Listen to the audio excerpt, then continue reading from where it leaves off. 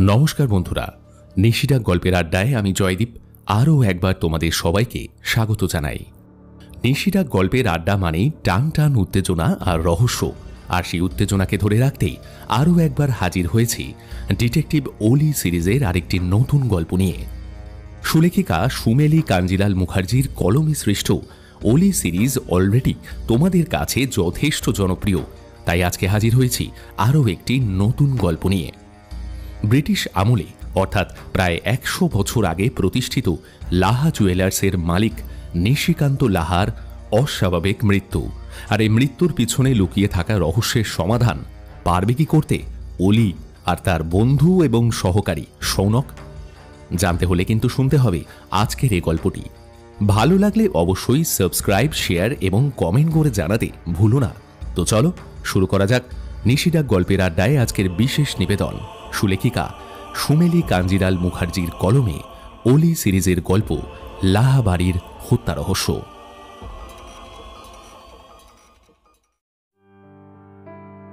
রথযাত্রার শুভ লগ্নে লাহা জুয়েলার্সের ১০০তম প্রতিষ্ঠা দিবস পালিত হচ্ছে লাহাবাড়ির বাগানেই। সুবিশাল প্রাচীর ঘেরা বাগান ফুল আর আলোর বর্ণময় রূপে সেজে উঠেছে। সে এক বিশাল আয়োজন, ধনী মধ্যবিত্ত গরিব সবারই সেখানে সমান সমাদর। বনেদি বাড়ির বনিদি আনাটা ওরা নাকি একটু বেশিই দেখায়, এমনটাই লোকে বলে আর কি। গৌরব লাহার ঠাকুরদা রমাকান্ত লাহা এই দোকানের প্রতিষ্ঠাতা। ঠিক ১০০ বছর আগে তিনি ইংরেজদের থেকে জমি কিনে দোকানটা বানিয়েছিলেন। তখন ইংরেজদের রাজত্ব ছিল আর কি। শোনা যায় ব্রিটিশদের অধিকাংশেরই তাদের দোকানে আনাগোনা ছিল। ওয়াটসন নামের এক সাহেব তো নাকি প্রত্যেক বছর তার স্ত্রীকে এই লাহা জুয়েলার্স থেকেই নেকলেস আর হীরের আংটি কিনে দিতেন, আর তিনি নিজেও হীরের আংটি পরতেন সেই রমাকান্ত লাহাকে দিয়ে বিশেষভাবে তৈরি করিয়ে। আর ওনার পরামর্শেই বেশিরভাগ ব্রিটিশ লাহা জুয়েলার্সে আসত সোনা, রূপো, হীরে এইসব কিনতে। তাই সেই সময় লাহাবাড়ির এত অর্থ উপার্জন করেছে যে ১-২ বছর ব্যবসা ভালো না চললেও সুদের টাকাতেই সংসার চলে যাবে আর কি। তবে গত ২ বছরে পারিবারিক সমস্যার জন্য তাদের ব্যবসায় কিছুটা ভাটা পড়েছে। রমাকান্ত লাহা ৩০ বছর আগেই মারা গেছেন। তারপর থেকে তার পুত্র নিশিকান্ত লাহা ব্যবসার ভার নেয়। তবে উত্তরাধিকার সূত্রে দাদার অবর্তমানে রমাকান্তর ভাই পরেশের ব্যবসার ভার নেবার কথা ছিল, কিন্তু তখন পরেশের বয়স ছিল ৮০ আর সে ছিল অসুস্থ। তাই সেই দিক থেকে দেখলে নিশিকান্তর খুড়তুতো দাদা অর্থাৎ পরেশের ছেলে সমরেশের উপর এই দায়িত্ব বর্তাবে। তবে সেটা না করে রমাকান্ত উইলে তার বড় ছেলে নিশিকান্তকেই লাহা জুয়েলার্সটা দিয়ে যান। স্বাভাবিকভাবেই বঞ্চিত হয় পরেশ আর সমরেশ। রমাকান্ত মারা যাবার ৫ বছরের মধ্যেই মারা যায় তার ভাই পরেশও। বাবা বেঁচে থাকতে পরেশের কথা রাখতে সমরেশ বিশেষ ঝামেলা করেনি। তবে বাবার মৃত্যুর পরেই সে তার দাদা নিশিকান্তর কাছে দোকানের ভাগ চেয়ে বসে। আর তারপর থেকেই সমরেশ আর নিশিকান্ত দুই ভাইয়ের মধ্যে তিক্ত সম্পর্ক। সমরেশ কোর্টে কেসও করে, যদিও সেই কেসের কোনো সুরাহা হয়নি। শেষ পর্যন্ত কেসটা তুলে নিতে বাধ্য হয়েছে সমরেশ। আর তারপর থেকেই স্ত্রী, এক ছেলে আর ৩ মেয়েকে নিয়ে আলাদা একটা ফ্ল্যাটে ভাড়া থাকে সে। তবে লাহাবাড়ির যে কোনো শুভ অনুষ্ঠানে সপরিবারে এসে হাজির হয় সমরেশ। এখন সমরেশ প্রায় ৭৫ বছরের বয়স্ক মানুষ। সম্পত্তি, দোকান কোনো কিছু নিয়েই তার আর তেমন মাথা ব্যথা নেই। এক প্রকার মানিয়েই নিয়েছে যে লাহা জুয়েলার্স পিতৃসূত্রে নিশিকান্তেরই প্রাপ্য। এদিকে নিশিকান্ত তার বাবার মতোই তার ছোট ভাই ঋষিকান্তকে ভাগ না দিয়ে তার একমাত্র ছেলে গৌরবের নামে লাহা জুয়েলার্স লিখে দিয়েছে। আর তারপর থেকেই ঋষিকান্ত লাহা জুয়েলার্সের দাবি নিয়ে নানা ঝামেলা করলেও বিশেষ লাভ হয়নি। নিশিকান্ত অসুস্থ হবার পর তার একমাত্র ছেলে গৌরবই এখন সব দায়িত্ব সামলাচ্ছে। সমরেশের ২ ভাই বিদেশে কর্মরত, তাদের এই সম্পত্তি নিয়ে তেমন আগ্রহ নেই, আর তাদের দেশে ফেরারও কোনো ইচ্ছে নেই। তবে গত ২ বছর হল সমরেশের ছেলে নিখিলেশ আর গৌরবের কাকা অর্থাৎ নিশিকান্তর ভাই ঋষিকান্ত নতুন করে লড়াই শুরু করেছে নিশিকান্তর ছেলে গৌরবের সঙ্গে। ঋষিকান্তর এখন ৭০ বছর বয়স, প্রায় অবিবাহিত, তাও এই বয়সে সে হার মানেনি, একাই নিজের লড়াই লড়ছে সে। আর এই লড়াই লাহা বাড়ির স্বর্ণ ব্যবসারও ক্ষতি করেছে বলাই বাহুল্য। তবুও সব তিক্ততা ভুলে লাহা জুয়েলার্সের ১০০ বছর পূর্তি অনুষ্ঠানে সবাই উপস্থিত হয়েছে। সমরেশ, তার স্ত্রী, ছেলে মেয়ে আর 3 বোন যেমন এসেছে, এদিকে ঋষিকান্ত সব ভুলে দাদার সঙ্গে বসে গল্প জমিয়েছে। নিশিকান্ত হাঁটা চলার ক্ষমতা হারিয়েছে, বিছানায় শুয়েই এখন দিনটা কাটে ওর।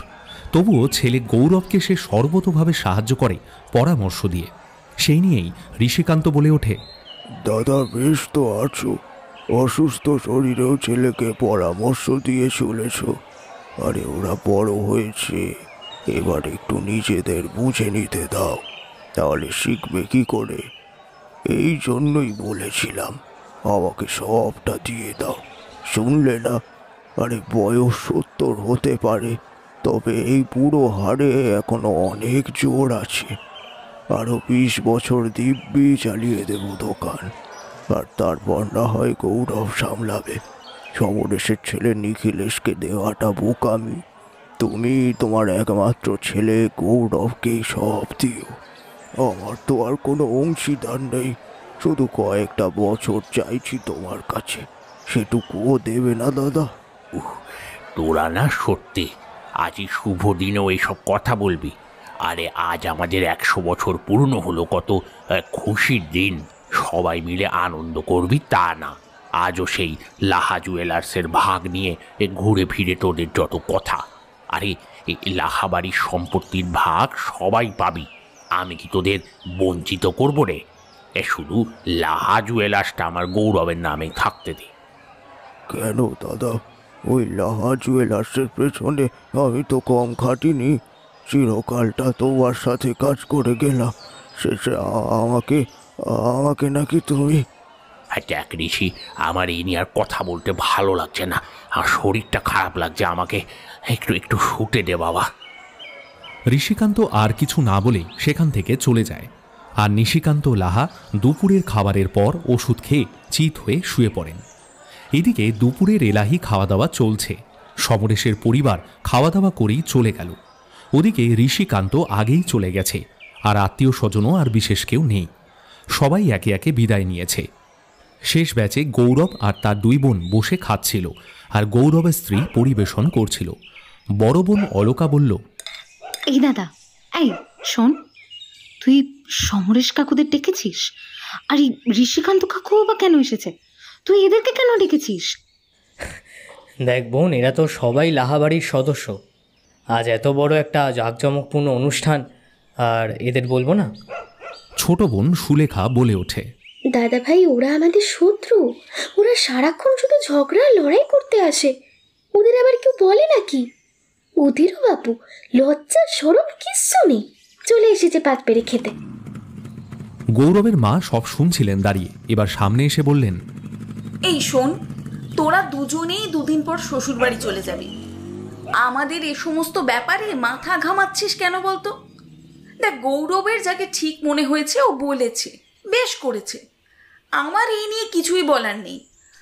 আর হয়তো ওর যুক্তিও ঠিক, ওরা সবাই তো লাহা বাড়িরই রক্ত, আলাদা থাকলেই তো আর সত্যিটা মিথ্যে হয়ে যায় না রে বাবা। যাগে শোন সুষমা, তোদের কর্তার এতক্ষণে খাওয়া হয়ে গেছে, একটু থালা বাসনটা নিয়ে আসিস মনে করে, আবার যেন রাত অবধি পড়ে না থাকে, উনি কিন্তু খুব রাগ করেন। সুষমা লাহাবাড়ির বিশ্বাসী সহায়িকা।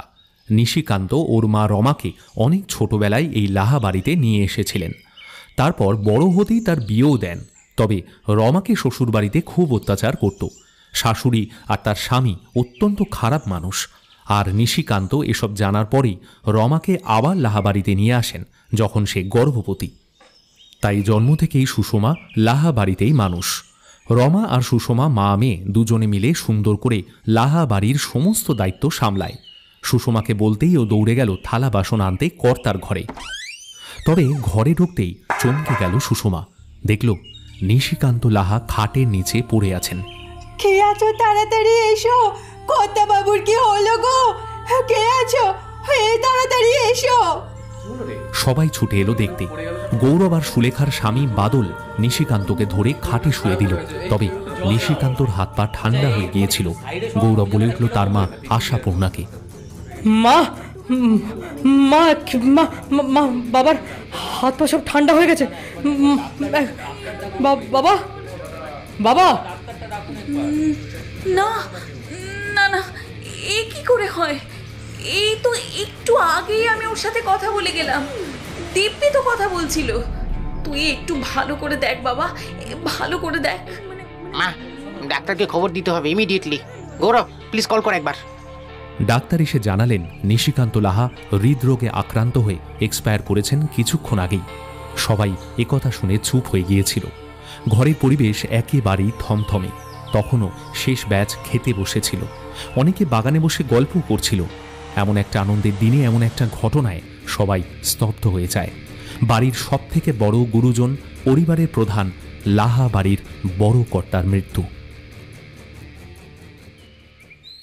বিকেল হতেই শেষকৃত্যের প্রস্তুতি শুরু হলো। আত্মীয় স্বজন সবাই দুপুরবেলায় চলে গিয়েছিল, তাই তাদের সবাইকে খবর দেওয়া হলো। একে একে নিশিকান্তর ভাই বোন, তাদের ছেলেমেয়েরা খবর পেয়ে শেষ শ্রদ্ধা জানাতে এলেন। তবে হঠাৎই গৌরবের ভগ্নিপতি সুলেখার স্বামী বলে উঠল, গৌরবদা, আমার মনে হয় একবার পুলিশকে ডাকা উচিত। কেন? পুলিশ কেন? সবাইকে চমকে দিয়ে বাদল বলে ওঠে, এটা কোনো স্বাভাবিক মৃত্যু নয় দাদা, বাবার শরীরে বিষক্রিয়া হয়েছে। বিষ? সে কি কথা? ডাক্তার তো বললেন কার্ডিয়াক অ্যারেস্ট, কিন্তু বাবা তো অসুস্থ ছিল, এটা তো ন্যাচারাল ডেথই হওয়ার কথা। হ্যাঁ, সেটা তো ঠিকই বলেছ, বাবা অসুস্থ ছিলেন আর হার্ট অ্যাটাক হয়েছে, এটাও ঠিক। তবে এই হার্ট অ্যাটাকটা স্বাভাবিক নিয়মে হয়নি। ওনার মুখটা ভালো করে লক্ষ্য করো একবার, বুঝতে পারবে কেন বলছি আমি এসব। গৌরব ভালো করে তার বাবাকে একবার দেখল, তারপর বলল, হ্যাঁ সত্যি তো, বাবার মুখটা যেন নীল হয়ে গেছে, আর ঠোঁটটাও তো।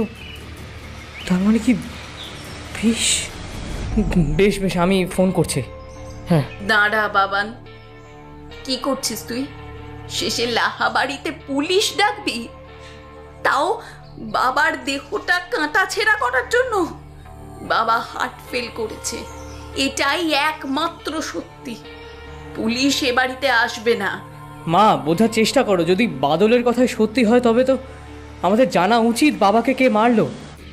আর আমাদের তো শত্রুর অভাব নেই, তাই বাদলের কথা মতো আমি পুলিশকে ডাকি, তারা এসে একবার বাবাকে দেখুক। ক্ষমা করো মা, আমি তোমার কথার অবাধ্য হচ্ছি। কিছুক্ষণের মধ্যেই পুলিশ আসে। তারা বডিটা ভালো করে দেখতে থাকে। ইন্সপেক্টর পীযূষ বলেন, দেখুন, আপনাদের অনুমান একেবারেই ঠিক, ওনার শরীরে বিষক্রিয়া অবশ্যই হয়েছে। তবে সেটা ফুড পয়জনিং না অন্য কোনো বাইরে থেকে বিষ প্রয়োগ করা হয়েছে সেটা আপাতত বলতে পারছি না, তবে মার্ডারের সম্ভাবনা থেকেই যাচ্ছে। তবে স্যার, এই বয়সে বাবাকে কেউ কেন মারবে? না মানে, বাবা তো লাহা জুয়েলার্স আর সব সম্পত্তি আমার নামেই করে দিয়ে গেছে। এমন তো না যে বাবাকে মারলে তারা সম্পত্তির ভাগ পাবে। আর সম্পত্তির কথা দেখলে তো আমাকে খুন করার কথা, কিন্তু বাবা কেন? হ্যাঁ, তবে আপনি যেমনটা ভাবছেন ব্যাপারটা হয়তো তেমনটা নয়। অনেক কারণেই খুন হতে পারে, আবার খাবার থেকে বিষক্রিয়া হয়ে স্বাভাবিক মৃত্যুও হতে পারে। আগে থেকে বোধহয় কিছুই বলা ঠিক নয়। আপাতত বডিটা পোস্টমর্টমে পাঠাই, তারপর সব জানাবো আপনাকে। বডিটা পোস্টমর্টেমে চলে গেল। গৌরবের মা হতাশ হয়ে একদিকে তাকিয়ে বসে রইলেন। তার দুই মেয়ে অলকা আর সুলেখা পাশে বসে মাকে যতটা সম্ভব সামলে চলেছিল, আর বাদল গৌরবের সঙ্গে কথা বলছিল একটা ঘরে। হঠাৎ বলল, দাদা, আজ আমরা সবাই যখন অনুষ্ঠানে ব্যস্ত ছিলাম তখন বাবার পাশে কে কে ছিল সেটা একবার জানা দরকার। মানে আজ কারা কারা বাবার ঘরে ঢুকেছে, কখন কে খাবার দিয়েছে, এগুলো জানলেই।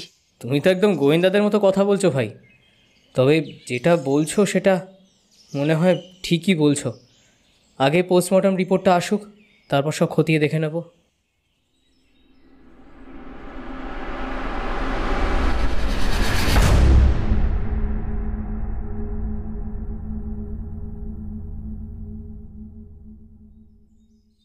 পরের দিন সকালবেলায় ইন্সপেক্টর পীযূষ এলেন পোস্টমর্টেম রিপোর্টটা নিয়ে। রিপোর্টটা ভালো করে দেখে গৌরব বলল, চিংড়ি? কি বলছো? হ্যাঁ মানে, বাবার তো চিংড়িতে অ্যালার্জি ছিল, আর এটা এবারে সবাই জানে। জেনে বুঝে এই কাজটা কে করলো?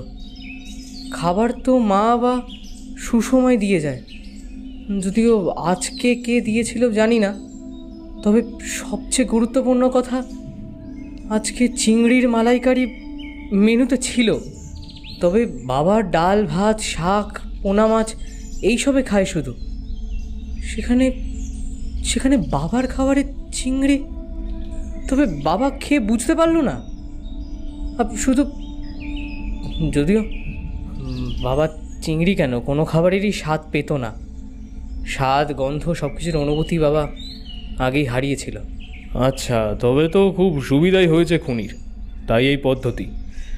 পুরো খাবারে খুব সুন্দরভাবে চিংড়ি মাছটা মিশিয়ে দিয়েছে। তবে উনি দেখতে তো পেতেন নাকি? হ্যাঁ হ্যাঁ, কথাটা ঠিক। মানে স্বাদ গন্ধ অনুভূতি না থাক, দেখতে তো পাবে। সবটাই তদন্ত সাপেক্ষ, বুঝলেন তো, খতিয়ে দেখতে হবে। তবে এটা নিশ্চিত খুনি এটা জানতই, আর তারই অ্যাডভান্টেজ খুনি নিয়েছে। আচ্ছা, বডিটা দুপুরের মধ্যেই আপনারা পেয়ে যাবেন। শেষকৃত্য হয়ে যাক, তারপর না হয় তদন্ত শুরু করা যাবে। বাদলকে সব কথা বলাতেই সে গৌরবকে বলল, দাদা বলছি, একটা প্রস্তাব ছিল।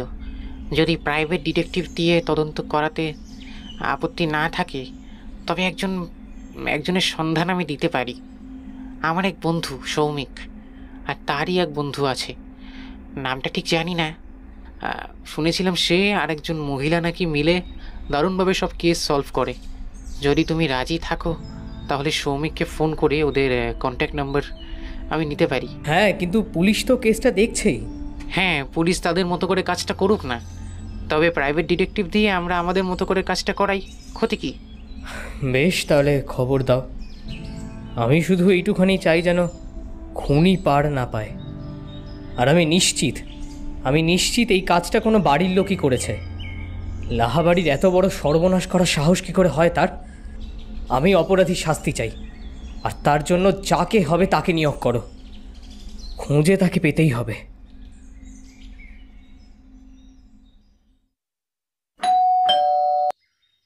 পরের দিন সকালে অলি আর সৌনক এলো লাহাবাড়িতে। দরজা খুলে দিল সুলেখা। নমস্কার, আমি ডিটেকটিভ অলিভিয়া চ্যাটার্জি, আর ইনি আমার অ্যাসিস্ট্যান্ট সৌনক। মিস্টার বাদল কর্মকার আমাদের ফোন করেছিলেন। হ্যাঁ, আসুন আসুন, আপনারা একটু অপেক্ষা করুন, আমি দাদাভাইকে ডেকে আনছি। ওদের ভিতরের ঘরে গিয়ে বসালো সুলেখা। গৌরব এসে হাত জোর করে নমস্কার করে বলল, হ্যাঁ নমস্কার ম্যাডাম, আমি গৌরব, নিশিকান্ত লাহার একমাত্র ছেলে। নমস্কার, আমি অলিভিয়া চ্যাটার্জি, আমাকে অলিও বলতে পারেন। আর ও সৌনক। আমার এক বন্ধু সৌমিকের খুব ভালো বন্ধু বাদলদা। হ্যাঁ, তাই সৌমিক যখন বলল কেসটার কথা, আমি শুনেই অলিকে ফোন করলাম, সবটা বললাম। আর অলিও দেখলাম রাজি হয়ে গেল কেসটা নিতে। হ্যাঁ, বাদলদাও ফোন করেছিল, সব বলেছেন কাল রাতে। অলি বলল আজই যাওয়া যাক, তাই আমরা চলে এলাম সকাল সকাল। হ্যাঁ, খুব ভালো করেছেন এসেছেন। তদন্ত যত তাড়াতাড়ি সম্ভব শুরু হয় ততই ভালো। হ্যাঁ হ্যাঁ, একদম, আমরা তৈরি মিস্টার লাহা। আচ্ছা, আপনি প্লিজ একটু আমাদেরকে বলবেন সেদিন ঠিক কী হয়েছিল? হ্যাঁ, মানে সবাই লাহা জুয়েলার্সের আমাদের 100তম পূর্তির অনুষ্ঠানে আমরা সবাই সেদিন ব্যস্ত ছিলাম। আমি তো বাবার ঘরে সেদিন যাইও নি। তবে মা সারা সকাল নাকি বাবার পাশেই ছিল। তারপর দুপুরের লাঞ্চের সময়টা মা পাশের ঘরে শুতে চলে যায়। তার মানে সেদিন লাঞ্চ আপনার মা দিতে গিয়েছিলেন? হ্যাঁ ম্যাম, তবে খাবারটা সুষমা বেড়ে দিয়েছিল। তবে সুষমা বলল যে খাবারে চিংড়ি মাছ ও দেয়নি, দেখেও নি। তবে চিংড়িটা কোত্থেকে এলো সত্যি বুঝতে পারছি না। সুষমাকে? হ্যাঁ, সুষমা আমাদের বাড়ির সহায়িকা, যথেষ্ট বিশ্বস্ত। আচ্ছা, তবে ও যে সত্যি কথা বলছে সেটা আপনি বিশ্বাস করেন? হ্যাঁ ম্যাম, ওরা মা মেয়ে আমাদের নিজেদের মতোই। আমরা ওদেরকে বাড়ির সদস্যই মনে করি। আর সত্যি কথা বলতে ওদেরকে আমরা অবিশ্বাস করতেও পারি না। বেশ, তা হয়তো আপনাদের দিক থেকে ঠিকই, তবে আমাদের ব্যাপারটা একটু দেখতে হবে। আপনার মা আর সুষমাকে যদি একবার ডাকেন। কি বলি, ঠিক তো? ওনাদের সাথেই আগে একবার কথাটা বলা উচিত, কি বলো? হ্যাঁ একদম, আর এখনই কথা বললে ভালো হয়। তাই যদি... হ্যাঁ ম্যাম, ওকে, আমি ওদেরকে ডেকে দিচ্ছি। আপনারা শরবত খাবেন না চা? যা গরম বাইরে। গরমে শরবতটাই ঠিক আছে, ধন্যবাদ। কিছুক্ষণের মধ্যেই সুষমা শরবত নিয়ে সেই ঘরে এলো, আর গৌরবের মা আশাপূর্ণাও এলেন। শরবতে চুমুক দিয়ে অলি জিজ্ঞেস করল, সুষমা, তুমি যখন খাবারটা নিশিকান্তবাবুকে দিলে তখন ভালো করে দেখেছিলে তো? চিংড়ি মাছের কোনো টুকরো পাওনি? না দিদিমণি, আমি কিছু দেখিনি, সত্যি বলছি, বিশ্বাস করুন। আচ্ছা ঠিক আছে। আর মিসেস লাহা, আপনি যখন খাবারটা দিতে গেলেন তখন কি আপনার সামনেই উনি খেয়েছিলেন? না না, আমি তো খাবারটা দিয়েই পাশের ঘরে চলে যাই। ও তখন শুয়েছিল, তাই বলেছিল একটু পরে খাচ্ছি। তারপর তো আর যাইনি ও ঘরে। আর তার ঘন্টা খানেকের মধ্যেই বাবা এসে বলল,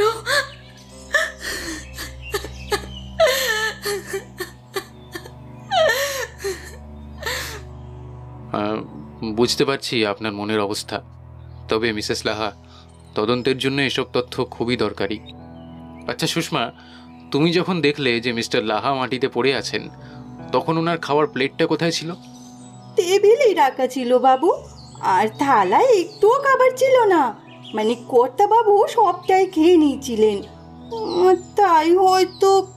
আচ্ছা সুষমা, তুমি খাবার দেবার ঠিক কতক্ষণ পর আবার ওই ঘরে যাও? 1 ঘন্টার বেশি হবে। আচ্ছা মিসেস লাহা, এর মাঝে কেউ ওই ঘরে যায়নি, আপনি শিওর? এই ইনফরমেশনটা কিন্তু খুব ইম্পর্ট্যান্ট। আমি বা সুষমা আমরা তো যাইনি, এবার আরও কেউ গেছে কিনা কি করে বুঝবো বলুন তো? অনুষ্ঠানের বাড়ি, কত লোক এসেছে। ও হ্যাঁ,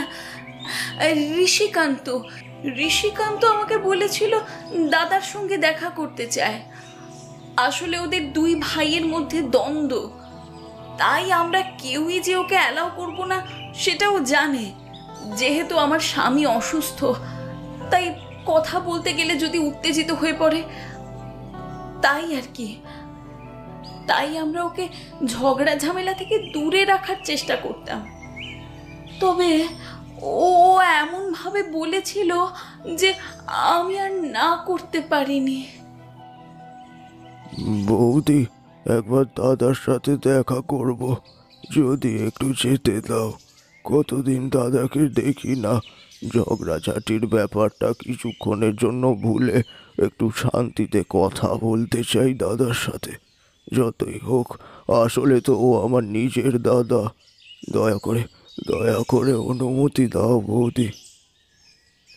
আমি আর না করতে পারিনি, তবে ও যে কখন গেছে আমি তা জানি না। হতে পারে 1 ঘন্টার মধ্যেই গেছেন। মানে আমি বলতে চাইছি, খাবার দিতে যাবার আর খাবারের প্লেটটা আনতে যাবার ওই 1 ঘন্টার মধ্যেই হয়তো দাদার সাথে উনি কথা বলে এসেছেন। আচ্ছা ওলি, তুমি কি তাহলে ওনাকে সন্দেহ করছো? তবে উনি তো আর সামনে দিয়ে চিংড়ি মাছটা খাবারে ছড়াতে পারবেন না। হ্যাঁ সেটা ঠিক, তবে দাদার অসুস্থতার সুযোগে ওই একা ঘরে উনি কি করেছেন তা তো আর জানার উপায় নেই। ওনাকে জেরা করতে হবে। মিসেস লাহা, ঋষিকান্তবাবুকে যদি একবার ডেকে দেন। ও তো অনেক বছরই হলো এ ঘর ছেড়ে চলে গেছে। একাই ঘর ভাড়া নিয়ে থাকে, বিয়েও করেনি। ওনার ঠিকানাটা নিশ্চয়ই জানেন? হ্যাঁ, একটা ডায়েরিতে লেখা আছে। ওই লিখে দিয়ে গিয়েছিল আমরা নাকি ওর বাড়িতে যাব। খেয়ে দে আর কাজ নেই, বদ একটা, খালি বিরক্ত করতে আসে মাঝে মাঝে। আচ্ছা, পুলিশও কিন্তু ওর ঠিকানা নিয়ে গেছে, হয়তো ওরাও জেরা করবে। আচ্ছা, আমি না ডায়েরিটা নিয়ে আসছি। ঠিকানাটা লিখে নিল সৌনক। তারপর অলি বলল, আচ্ছা মিসেস লাহা, আরেকটা প্রশ্ন, ঋষিকান্তবাবু ছাড়া আর কেউ আসেনি তো ওই দিন ওই ঘরে? দেখুন, আমার জ্ঞানও তো আসেনি, সেটা জানি।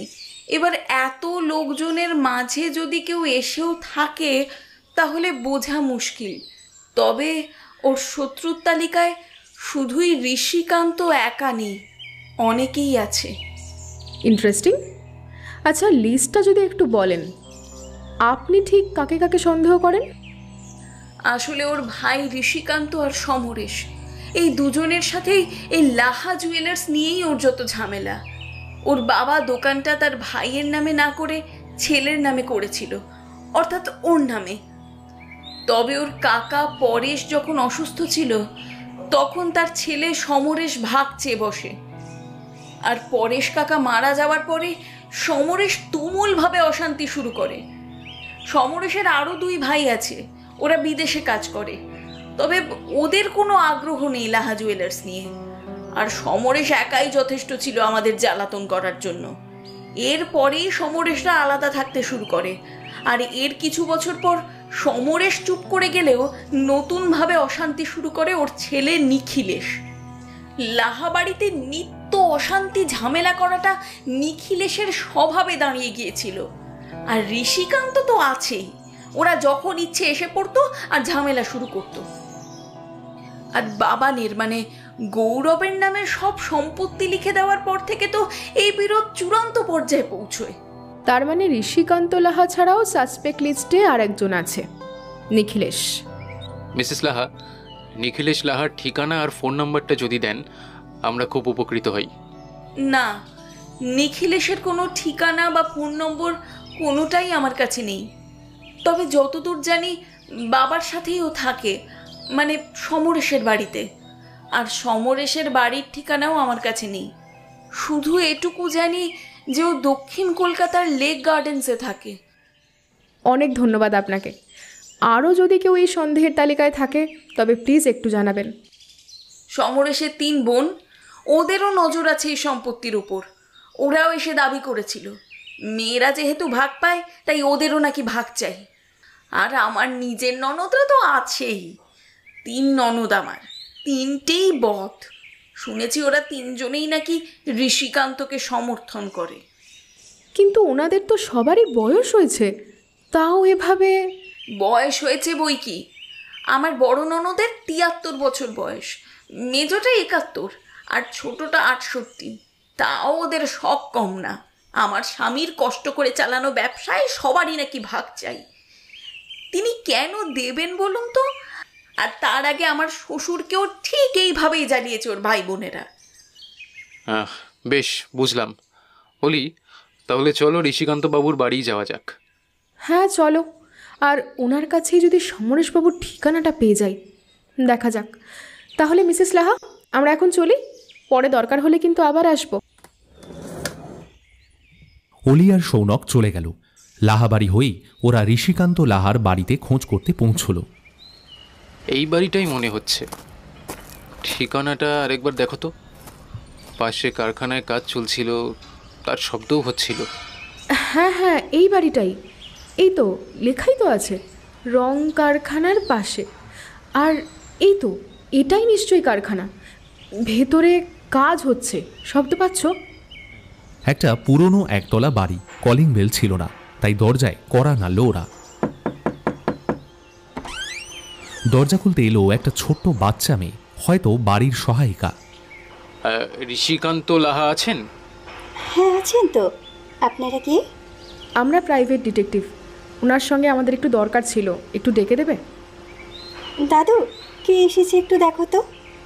ঋষিকান্ত লাহা ভিতরের ঘরে ছিলেন, সহায়িকার ডাকে বাইরে বেরিয়ে এলেন। সামনে এগিয়ে এসে অলিদের দেখে কিছুটা আশ্চর্য হয়ে জিজ্ঞাসা করলেন, আপনারা? ঠিক চিনতে পারলাম না তো। চিনবেন কি করে, আগে তো আর দেখা হয়নি। আমরা প্রাইভেট ডিটেকটিভ, আমি সৌনক আর ও অলিভিয়া। মিস্টার নিশিকান্ত লাহার মার্ডার কেসের বিষয়ে কিছু কথা ছিল আপনার সাথে। ভিতরে আসতে পারি? দাদার মৃত্যুর বিষয়ে আবার কি কথা? তাছাড়া পুলিশ ডেকেছিল আমাকে, আবার আপনারা? ওহ, কি যে শুরু করেছেন! আমার আপন ভাই, অথচ তাতেও সন্দেহ। আপন লোকেরাই কিন্তু বেশি ক্ষতি করে মিস্টার লাহা। আচ্ছা ঠিক আছে, আপনারা ভেতরে এসে কথা বলুন। বসুন। এই রাধা, যা তো মা, একটু জল মিষ্টি নিয়ে আয়। আমি আবার কেউ এলে খালি মুখে পাঠাতে পারি না। তা ভালো, তবে আমরা না কিছু খাবো না প্লিজ। যদি কয়েকটা প্রশ্নের ঠিকঠাক উত্তর দেন, ব্যাস এইটুকুই। বলুন বলুন, কি জানতে চান বলুন। নিশিকান্ত লাহার সাথে তো আপনার সম্পর্ক একদমই ভালো ছিল না। গত 30 বছর ধরেই এই দ্বন্দ্ব চলছে, সবটাই শুনেছি আমরা। যেটা জানতে চাই সেটা হলো, সেদিন আপনি ঠিক কখন ওনার সঙ্গে দেখা করতে গেছিলেন? কোন দিন? যেদিন আপনার দাদার মৃত্যু হলো সেদিনের কথা বলছি। ওই তো দুপুরের দিকে, সময়টা ঠিক মনে নেই। তবে সময়টা জানা যে আমাদের জন্য খুব জরুরি মিস্টার লাহা, একটু ভাবুন। 2:30 হবে হয়তো। আপনি যখন গিয়েছিলেন তখন কি মিস্টার লাহা লাঞ্চ করছিলেন? না, দাদার খাওয়া হয়ে গিয়েছিল। ঠিক বলছেন তো? হ্যাঁ, ঠিকই বলছি। কেন বলুন তো, খাওয়া হয়ে গিয়েছিল কি হয়নি এই প্রশ্নের মানে কি? মানে আছে লাহাবাবু, কারণ ওনার খাবার থেকেই ফুড পয়জন হয়েছে আর তার থেকেই মৃত্যু। সে কি কথা? Food poison? ওরে বাবা, আমি তো জানতাম হার্ট অ্যাটাক হয়েছে। শেষে কিনা। হ্যাঁ, হার্ট অ্যাটাক তো বটেই, তবে খাবারটা শরীরে যাওয়ার পরেই শ্বাসকষ্ট শুরু হয় আর তারপরই হার্ট ফেল। ফরেন্সিকে ফোন করে সবটাই জেনেছি আমরা। এ তো মারাত্মক কেস। তবে কি করে হলো? মানে মানে কোন খাবার থেকে এভাবে? চিংড়ি মাছ থেকে। ওনার তো অ্যালার্জি ছিল। আপনার নিজের যখন দাদা তখন জানেন নিশ্চয়ই। হ্যাঁ, জানি তো। তবে দাদাকে চিংড়ি মাছ কে দিল? এইটাই তো এখন কঠিন প্রশ্ন ঋষিকান্ত বাবু, এটাই কঠিন প্রশ্ন। আর এর উত্তর খোঁজার চেষ্টাই করছি আমরা। জেনে নিলেই আপনাকে বলবো। এটা প্রিপ্ল্যান্ড মার্ডার। যে কাজটা করেছে সে বেশ ছক করেই করেছে। সে জানতো ওনার চিংড়ি মাছে অ্যালার্জি আছে, আর উনি স্বাদ আর গন্ধের অনুভূতি আগেই হারিয়েছেন। তাই চিংড়ি মাছের গন্ধ পাওয়া বা জিভে তার স্বাদ পাওয়া কোনোটারই সম্ভাবনা নেই। ফলে খুব সহজেই মার্ডারটা হয়ে যাবে। তাই অন্য কোনো বিষের সাহায্য না নিয়ে চিংড়ি মাছকেই টার্গেট করা হলো।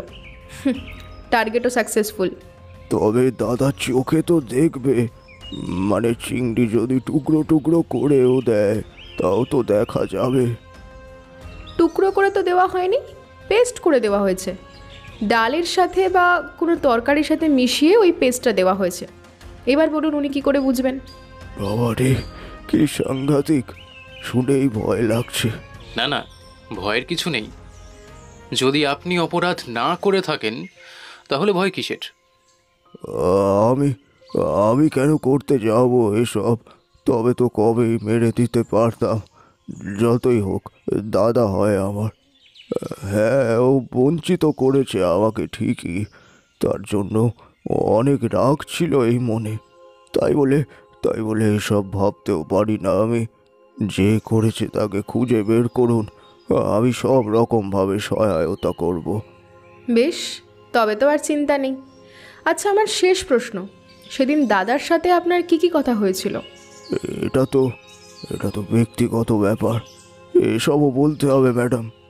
বেশ, বলতে না চাইলে আমি জোর করব না। তবে ধরেই নিলাম যে উত্তেজনামূলক কোনো কথা আপনারা বলেননি। এনিওয়ে শোনাক, আমরা এবার এগোই নাকি? মিস্টার লাহা, দরকার পড়লে কিন্তু আবারও আসতে পারি। আজকে এতটুকুই। এটা আমাদের কার্ড, দুজনের নাম্বারই দেওয়া আছে। অলি আর সৌনক বাড়ির দিকেই রওনা দিল। গাড়িতে যেতে যেতে সৌনক বলল, অলি, ঋষিকান্ত তো হলো, এবার নেক্সট আমাদের কোন সাসপেক্ট? ওহো, দেখেছো তো, একদম মনে নেই। সমরেশের কন্ট্যাক্ট ডিটেলসটাই তো আমরা চাইলাম না। ওহো, আরে সরি, আমিও একদম ভুলে গিয়েছিলাম। তবে তো চাইলেও কি পাওয়া যেত?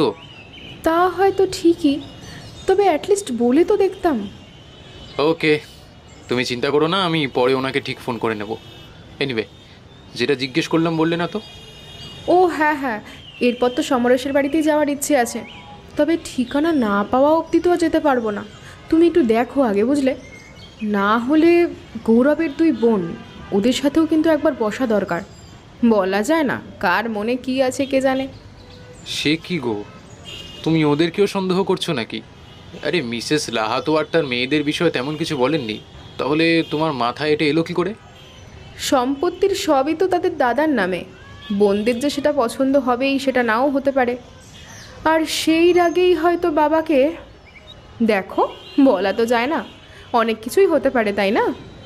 বাপরে অলিভিয়া চ্যাটার্জি, ভাবনা চিন্তা আলাদাই তোমার। তো কবে যাবে? কালই চলো, যদি তোমার কোনো প্রবলেম না থাকে। প্রবলেম আর কি হবে, বেকার মানুষ, যেখানে যখন বলবে চলে যাব। এসব কি কথা সৌনক? তুমি বেকার? একদিকে MBA পড়ছো, আরেকদিকে শেয়ার মার্কেটে দাপিয়ে কাজ করছো। শেয়ার কেনা বেচায় ইউ আর নাও এক্সপার্ট, তারপর আবার প্রাইভেট ডিটেকটিভ। এরপরও তুমি নিজেকে বেকার বলছো? ডিটেকটিভ নয় ম্যাডাম, ডিটেকটিভের PA। দুটো শব্দের মধ্যে অনেক তফাৎ। ও কামান সৌনক, যদি কথাগুলো মজা করে বলো তো ঠিক আছে, না হলে তোমার কাছ থেকে না আমি কিন্তু এরকম রিপ্লাই একদম আশা করি না। অফকোর্স মজা করছি বলি। এই রেগে যাচ্ছ কেন? এই দেখো তোমার বাড়িও চলে এলো, আর আমরা খেয়ালই করিনি। জাগিয়ে চলো, টাটা। কাল তাহলে গৌরবের বোনেদেরকে গিয়ে আমরা জ্বালাবো, তাই তো? সত্যি সৌনক, তুমি না পারো বটে। ওকে, রাতে ফোন করছি। টাটা। আর শোনো, একটা ইম্পর্টেন্ট কথা, হ্যাপি বার্থডে ওলি। খুব ভালো থেকো, আর সবাইকে খুব ভালো রেখো, আমাকেও। তোমার মনে আছে? আমার ছোটবেলার প্রিয় বন্ধুর জন্মদিন, ভুলতে কি পারি? ইনফ্যাক্ট কখনো ভুলেছি কি? ভেবেছিলাম বাড়ির কাছে এসে এসব বলবো, তাই এতক্ষণ বলিনি। Anyway, enjoy your day. হ্যাঁ, একা একা আবার এনজয় কেন? তুমিই তো বলো যে you love your own company, তাই বললাম। বই পড়ো, গান শোনো, যা ভালো লাগে তাই করো, বিকজ ইটস ইয়োর ডে। তাও যদি একা লাগে, আমি তো আছি। তুমি ডাকলেই খাবার দাবার নিয়ে জমিয়ে আড্ডা দিতে চলে আসবো। Thank you Shounak, you are really a good friend of mine. But যার উইশ সবার আগে পাবার কথা, সে তো আমায় ভুলেই গেছে। আরে কাজের মধ্যে আছে হয়তো, ও ঠিক ফোন করবে, দেখো। কোনোদিন কি ভুলেছে? না, আসলে ও তো রাত 12টার আগেই উইশ করে, যাতে ওর আগে আর কেউ হ্যাপি বার্থডে না বলতে পারে। Wow, how romantic. তাহলে তো ঠিকই ফোন করবে, দেখো। আচ্ছা, এত আপসেট হয়েও না please. Just wait and watch. সবার কা ফল মিঠা হোতা হে দোস্ত। নাও smile please, smile smile smile. That's like a good girl. Oh sorry, I mean lady. That's like a good lady. নয়তো এখনই বলে উঠবে গার্ল কেন বলেছি। আচ্ছা চলো, বাই, কালকে আসছি। আর হ্যাঁ, গিফটটা ডিউ রইলো, কালকে হবে। Anyways bye and thanks a lot. Shounak হেসে চলে গেল। অলি ঘরে ঢুকতেই চমকে গেল বেশ। ঘরের দরজা খোলা, আর ঘরের ভিতরটা অন্ধকার। একটু ভয় পেল অলি, তবে কিছু ভেবে ওঠার আগেই ওকে পিছন থেকে জড়িয়ে ধরল কেউ। হ্যাঁ, সেই ছোঁয়া তার চেনা। আরে শুভ্র, তুমি? What a surprise! ম্যাডাম, আমি কিন্তু শুভ্র নই, আমি একজন খুনি যে আপনার কাজের মার্ডার করতে চলে এসেছে। So funny, love you so much. Really, তুমি যে আসবে আমি না ভাবতেও পারিনি। মানে এমন সারপ্রাইজ শুধু তুমিই দিতে পারো Shubhro. Thank you very much. আরে থ্যাংক ইউটা হোল্ডে রাখো, এখনো তো উইশ করলাম না, গিফট দিলাম না। এই তো, এই যে তুমি তো আমার গিফট। তুমি এসেছো, এটাই তো আমার সব থেকে বড় গিফট। আর আমার কি চাই বলো?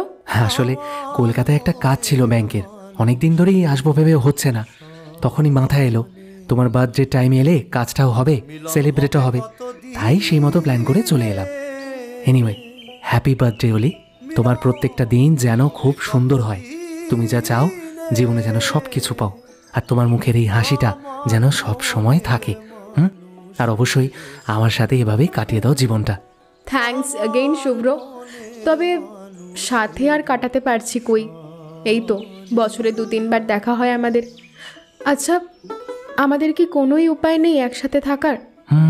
আপাতত নেই, তবে জীবনের কোনো এক সময় সুযোগ আসতেও পারে, তাই হাল ছেড়ো না বন্ধু, আর সেই সুন্দর সময়ের অপেক্ষা করো, ঠিক আছে? আর শোনো, তাড়াতাড়ি লাঞ্চটা ছেড়ে চলো, দুপুরবেলা একটু ঘুমিয়ে নিই, বিকেল হলে বেরিয়ে পড়বো। সে কি, কোথায় যাবে? আরে ঘুরতে যাব। লাস্ট 2 বছর তোমার বার্থডেতে আসতে পারিনি, আজ শুধু আসলে কিন্তু তোমার সেই দুঃখ ভুলিয়ে দেবো। একদম মাঝরাত অবধি পার্টি চলবে। প্রথমে একটা মুভি দেখব, তারপর ক্লাবে গিয়ে কিছুক্ষণ ড্যান্স করব, বিকজ ইউ লাভ ইট। তারপর ডিনার করে প্রিন্সেপ ঘাট আমাদের প্রথম দেখা। তারপর না জানি কত সুন্দর সময় কাটিয়েছি ওখানে, মনে আছে তো? যাকে শোনো, আর কথা বাড়িয়ে লাভ নেই, চলো তাড়াতাড়ি লাঞ্চটা রেডি করো। আর এই একটা দিন কোনোভাবেই কিন্তু ওয়েস্ট করতে চাই না আমি, ঠিক আছে? আমি তো ভাবতেই পারছি না তুমি এত ভাবো আমার জন্যে। তা আমি তোমার জন্য ভাববো না তো কার জন্য ভাববো বলো তো? নাও তাড়াতাড়ি করো। আর হ্যাঁ, গিফটের জন্য কিন্তু অপেক্ষা করতে হবে, ওটা প্রিন্সেপ ঘাটে গিয়ে দেবো। ওয়াও, আমি তো ভাবলেই কেমন এক্সাইটেড হয়ে যাচ্ছি শুভ্র। সাডেনলি এই সারপ্রাইজ, তারপর এত সুন্দর প্ল্যান, রিয়েলি আমি খুব লাকি। আচ্ছা ঠিক আছে, সে তো আমিও লাকি। দেখো এই যে তোমার হাতের এত সুন্দর রান্না খাবো আজ।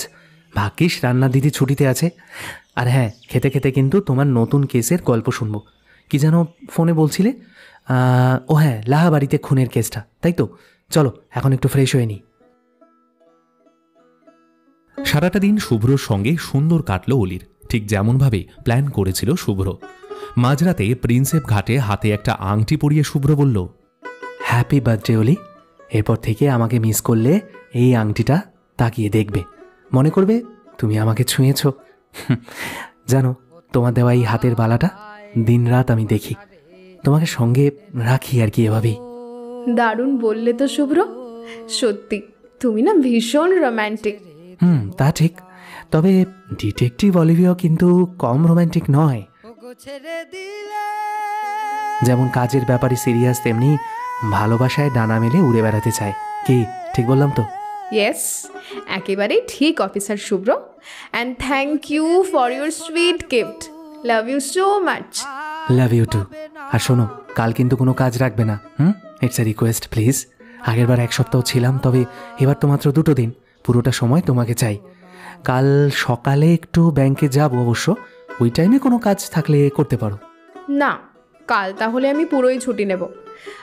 আমি কাল ঘরে বসে তোমার ফেভারিট ডিশগুলো রান্না করব। কেমন প্ল্যান? আরে দারুণ, তাহলে কাল তো জমে যাবে।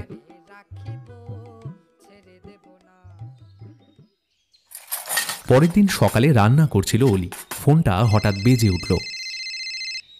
হ্যালো সোনক, হ্যাঁ বলো। আমি একটু পরেই তোমাকে ফোন করতাম। এই তো, এই শুভ্র এসেছে কাল, আবার কালই চলে যাবে, তাই ওর জন্য একটু রান্না করছি।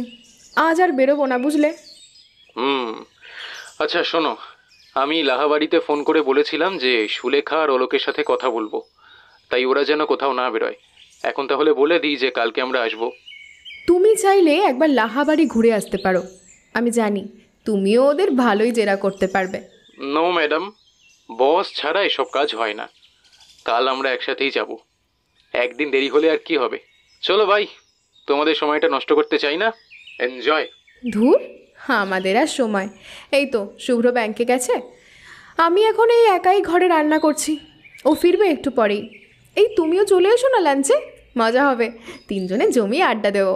না অলি, ক্ষমা করো, আমাকে এখানে কাবাব মে হাড্ডি হতে বলো না please, but thanks for inviting me. আচ্ছা রাখলাম, কালকে সকালে ফোন করবো। Okay bye. Okay bye Shounak. ফোনটা রেখেই ডালটা ওভেনে চাপাতে যাচ্ছিল অলি। হঠাৎই একটা জোরে শব্দ পেয়ে ডাইনিং রুমের দিকে ছুটে গেল। তারপরেই একটা ইটের টুকরো এসে পায়ের কাছে পড়ল। একটু দূরেই দেখলো আরও একটা টুকরো পড়ে আছে। ব্যাপারটা কিছুই বুঝতে পারল না। জানলা দিয়ে দেখতে গেল, আর সঙ্গে সঙ্গে আরেকটা পাথর এসে মাথায় লাগলো। ব্যথায় চিৎকার করে উঠল অলি। মাথায় হাত দিয়ে বুঝলো রক্ত বেরোচ্ছে, তবে বাইরে কাউকে দেখতে পেল না। কোন দিক দিয়ে পাথরটা আসলো সেটাও বোঝার চেষ্টা করলো, কিন্তু বুঝতে পারল না। তারপর মাথায় একটা রুমাল চাপা দিয়ে সোফায় বসে পড়ল। 1 গ্লাস জল খেয়েই শুভ্রকে ফোন করলো অলি, তবে ফোনটা বিজি আসছিল, তাই অবশেষে সৌনককেই খবরটা দিল। কি বলছো কি অলি, এমনটা কে করবে? আচ্ছা ফার্স্ট এড লাগিয়েছ তো? আর ওষুধ? শুভ্র কোথায়? না না, শুভ্র এক্ষুনি চলে আসবে, ডোন্ট ওয়ারি, আমি ঠিক আছি। সামান্য চোট তো, তবে এটা কে করলো এটাই এখন প্রশ্ন। হ্যাঁ সেটা তো দেখতেই হবে, তবে তুমি আগে ট্রিটমেন্ট করাও। সামান্য চোটও কিন্তু অনেক বড় আকার নিতে পারে। আচ্ছা আমি কি আসবো একবার? আরে না না, ঠিক আছে, এত ব্যস্ত হতে হবে না। আমি জাস্ট তোমাকে অ্যালার্ট করলাম, বলা তো যায় না, তোমাকেও অ্যাটাক করতে পারে। আরে ধুর, আমাকে নিয়ে ভেবো না তো, please take care of yourself. Shubhro এসে ঘটনাটা শুনে একটু ভয় পেল। ফার্স্ট এড করতে করতে বলল, কি ব্যাপার বলো তো, এতদিন এত কেস নিয়েছ, এরকম ঘটনা তো কখনো ঘটেনি। তবে এই লাহাবাড়ি তো ডেঞ্জারাস, এবার তো মনে হচ্ছে তোমাকে অনেক সাবধানে থাকতে হবে। প্লিজ মানে একটু একটু নিজের খেয়াল রাখো প্লিজ। আরে এত ভেবো না শুভ্র, আমি সব সামলে নেব। কিন্তু কাজটা যে করেছে সে শুধুই ভয় দেখাতে চাইছে, তবে ভয় পেয়ে কেস ছেড়ে দেওয়ার লোক তো আমি নই। না না, এবার ফিরে খুব চিন্তায় থাকবো অলি, তুমি রোজ ফোন করবে কিন্তু আমাকে। আচ্ছা ঠিক আছে, তাই হবে। আর তুমি কিন্তু একদম বিন্দাস থাকবে, নো চিন্তা, বুঝলে? ঠিক আছে, সে তো ঠিক আছে, তুমি নিজের খেয়াল রেখো প্লিজ।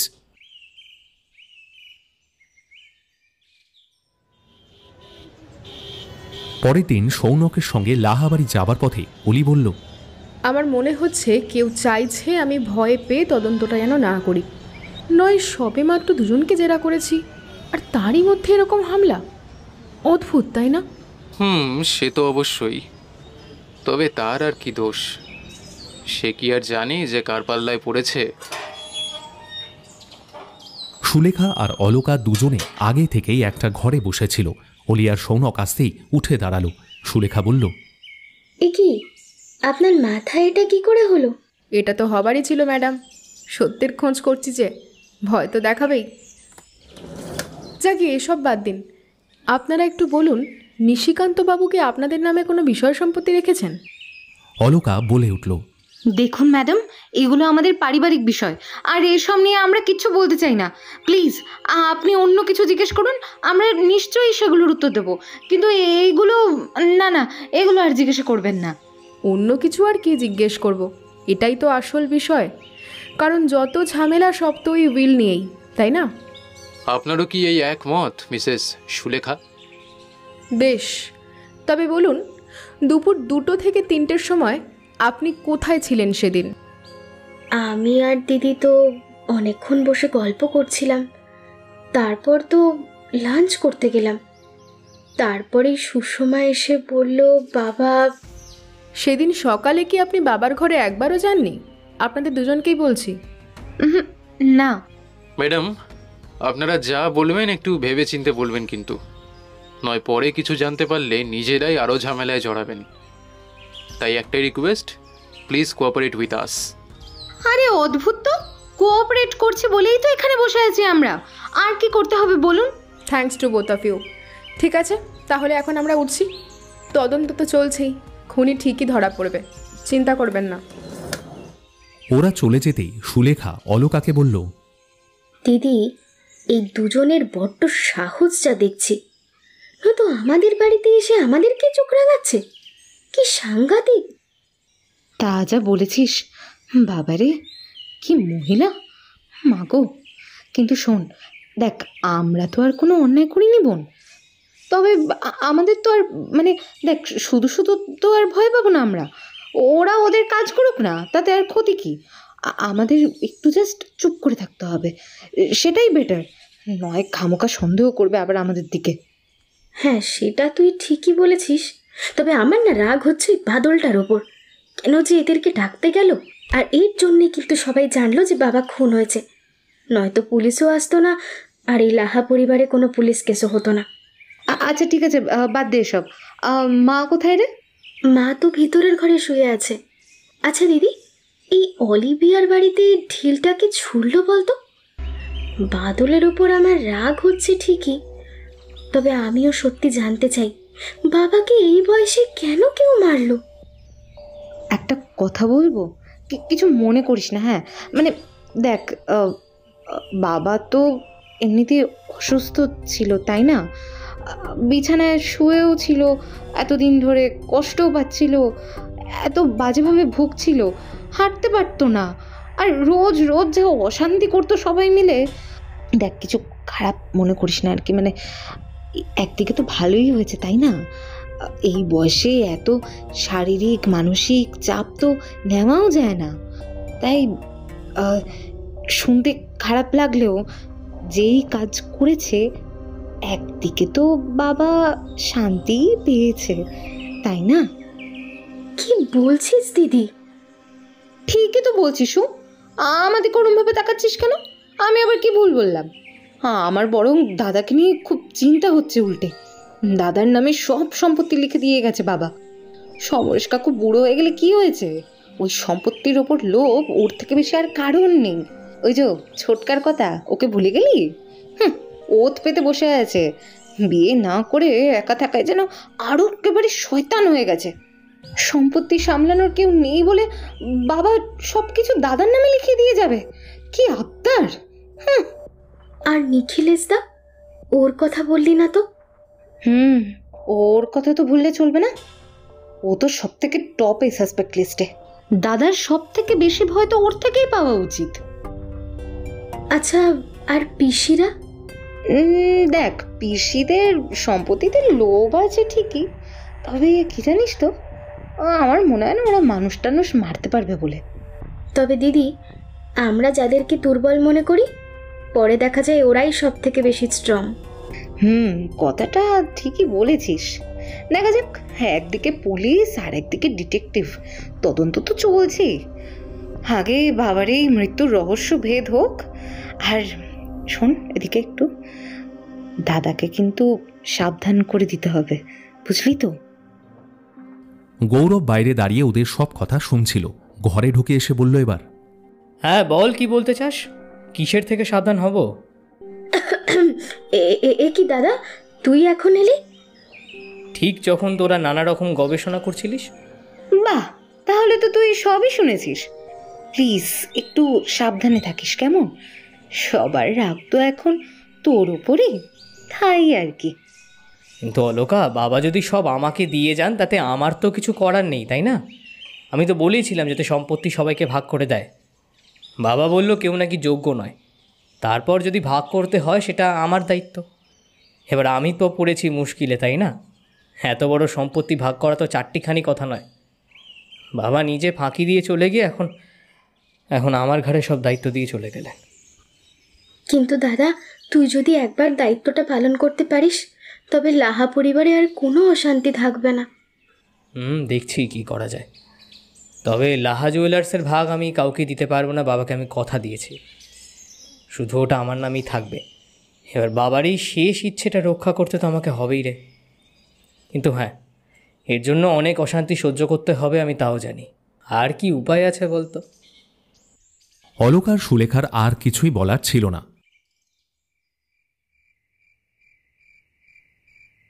রাত প্রায় 11টা বাজে। অলিভিয়া ঘরে বসে বই পড়ছিল। শুভ্র ফোন করল। হ্যালো, হ্যাঁ শুভ্র বলো, পৌঁছে গেছো তো? হ্যালো, হ্যাঁ, তুমি ঠিক আছো এখন? একটু ব্যথা আছে, তবে আগের থেকে অনেকটাই বেটার। আসলে পাথরটা একটু জোরেই লেগেছে, না হলে এতক্ষণ তো ব্যথা থাকার কথা নয়। যাই হোক, তুমি কিন্তু একদম চিন্তা করো না, এই দুদিনে আমি একদমই ঠিক হয়ে যাব। চিন্তা হয় তো অলি, এর মধ্যে তুমি লাহাবাড়ি কেস নিয়ে ঘুরে বেড়াচ্ছ। সে তো করতেই হবে শুভ্র, নয় যে কাজটা করেছে তার উদ্দেশ্য তো সফল হয়ে যাবে, তাই না? সে তো এটাই চায় যে আমি ভয় পেয়ে ঘরে বসে থাকি। তুমিও কি এটাই চাও? একেবারেই না, তুমি সফল হও এটাই চাই। তা কেসটা মানে কত দূর এগোলো? এই মধ্য গগনে বলতে পারো আর কি। এই তো কাল ভিকটিমের এক আত্মীয়র বাড়ি আমরা যাব। তুমিও সাবধানে থেকো। Love you. ঠিক আছে, টেক কেয়ার। হ্যাঁ, বাই, নিজের খেয়াল রেখো। পরের দিন সকালে সমরেশের বাড়ি গেল অলি আর সৌনক। সুলেখার কাছ থেকে সমরেশের ঠিকানাটা পেয়েছে ওরা। সমরেশের স্ত্রী সুপর্ণা এসে দরজা খুলে দিল। আপনাদের তো ঠিক... আমরা প্রাইভেট ডিটেকটিভ, আমি অলিভিয়া ও সৌনক। আমাদের কিছু কথা ছিল আপনাদের সাথে। সবাই তো নেই। বেশ, যারা আছেন তাদেরকেই ডাকুন। সমরেশ আর নিখিলেশ ভিতর থেকে বেরিয়ে এলো। আপনারা? নমস্কার, আমি অলি। আর আমি সৌনক। আপনাদের সাথে কিছু কথা আছে। নিশিকান্ত লাহার কেসটা আমরা দেখছি আর কি। ও, আমি সমরেশ, নিশিকান্ত লাহার একমাত্র খুড়তুতো ভাই। আর ও আমার ছেলে নিখিলেশ। বলুন আপনাদের কি সাহায্য করতে পারি? আমি শুনেছি দাদার নাকি ন্যাচারাল ডেথ হয়নি, কেউ মেরে দিয়েছে দাদাকে। কিন্তু এটাই বুঝতে পারছি না যে এই বয়সে অসুস্থ মানুষটাকে মেরে কী লাভ। এমন তো না যে দাদা না থাকলে সম্পত্তিটা যে মেরেছে তার নামে হবে। দেখুন, আমরাও সেই উত্তরটাই খোঁজার চেষ্টা করছি, তাই আপনাদের সাথে একটু কথা বলতে এলাম। আচ্ছা, আপনারা বসুন প্লিজ। সুপর্ণা, ওনাদের জন্য একটু চা করে আনো, আমরাও খাবো। হ্যাঁ ম্যাডাম, বলুন কি কথা। তবে প্রথমেই জানিয়ে দিই, লাহা জুয়েলার্স বা লাহা বাড়ির সম্পত্তিতে ভাগ পাওয়ার আশা আমি অনেক দিন আগেই ছেড়ে দিয়েছি। আর আমার 2 ভাই তো থাকেই না এখানে। ওরা ওদের কাজ নিয়ে বিদেশে ভালোই আছে, কখনো দেশে ফিরবেও না। হ্যাঁ, তবে আমার ছেলের আগ্রহ আছে। এবার ওকে যা জিজ্ঞাসা করার করতে পারেন। নিখিলেশবাবু, আপনার পেশা কি? আমার গার্মেন্টসের বিজনেস আছে। তা ভালোই তো। তাহলে এত সম্পত্তির লোভ কেন? লোভ নয় ম্যাডাম, অধিকার। যেটা বাবা সহজেই ছেড়ে দিলেও আমি আমার অধিকার কেন ছাড়ব? সেটা ঠিক। তাই বলে এই বৃদ্ধ বয়সে জ্যাঠাকে মেরে দিলেন? কি? আমি মেরেছি জেঠুকে? কি বলছেন কি এসব? আমি কেন মারতে যাব? তাছাড়া জেঠুর সম্পত্তির উইল আগেই করে দিয়েছে, আর ওতে সব গৌরব তার নামেই আছে। তাহলে জেঠুকে মেরেই বা লাভ কি হবে আমার? হ্যাঁ, হয়তো রাগেই মেরেছেন, আপনাদেরকে বঞ্চিত করেছেন সেই রাগে। What rubbish! যা পারছেন বলে যাচ্ছেন। এমন কিছু করার কথা আমি ভাবতেই পারি না। তবে লাহাবাড়ির সহায়িকা আমাদের জানিয়েছে আপনি নাকি মাঝে মাঝেই আপনার জেঠুকে গিয়ে হুমকি দিয়ে আসতেন, এমনকি মেরে ফেলারও হুমকি দিয়েছিলেন। আবার ভুলভাল বলছেন। কেন বলছেন এসব বাজে কথা? আমি বলছি না তো, আপনাদের সহায়িকা সুষমা বলছে। সেদিন ওদের জেরা করার পরে ঘর থেকে বেরিয়ে যাচ্ছিলাম। দিদিমণি, একটু দাঁড়াবেন? হ্যাঁ বলো। কিছু বলার ছিল ওই নিখিলেশ দাদাবাবুর বিষয়ে। সমরেশ কাকুর ছোট ছেলে। হ্যাঁ বলো বলো। ও মাঝে মধ্যে আসতো। একদিন বলছিল একদিন লাহা পরিবারে খুন হবে, এই সম্পত্তি না পাবার জন্য খুনটা হবে।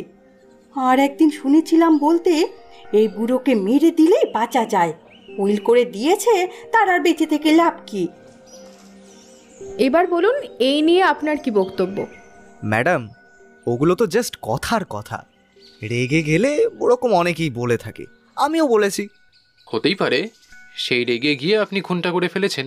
না না না না না না, আমি খুন করিনি। তাছাড়া আমি মাত্র 1 ঘন্টার জন্যই গিয়েছিলাম ওখানে, শুধু বাবার কথা রাখতে। এমনকি খাইও নি। তা কখন বেরিয়ে এসেছেন ওখান থেকে? টাইমটা একটু বলতে পারবেন? টাইম তো দেখিনি ম্যাডাম, তবে ওই 1টার মধ্যেই মনে হয়। বাবু ঠিকই বলছে, সেদিন অনেক আগেই ওখান থেকে চলে গিয়েছিল। আমি সাক্ষী আছি। আপনি আপনার ছেলের জন্য সাক্ষী দেবেন না তো কে দেবে?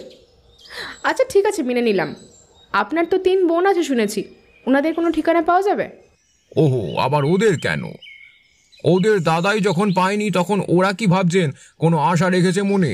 শুধুই ওদের বিরক্ত করবেন। হ্যাঁ, আপনি প্লিজ ঠিকানাগুলো দিন, আমাদের কাজ আমরা করব। তারপর সত্যিটা তো পরে জানতেই পারবেন, তাই না?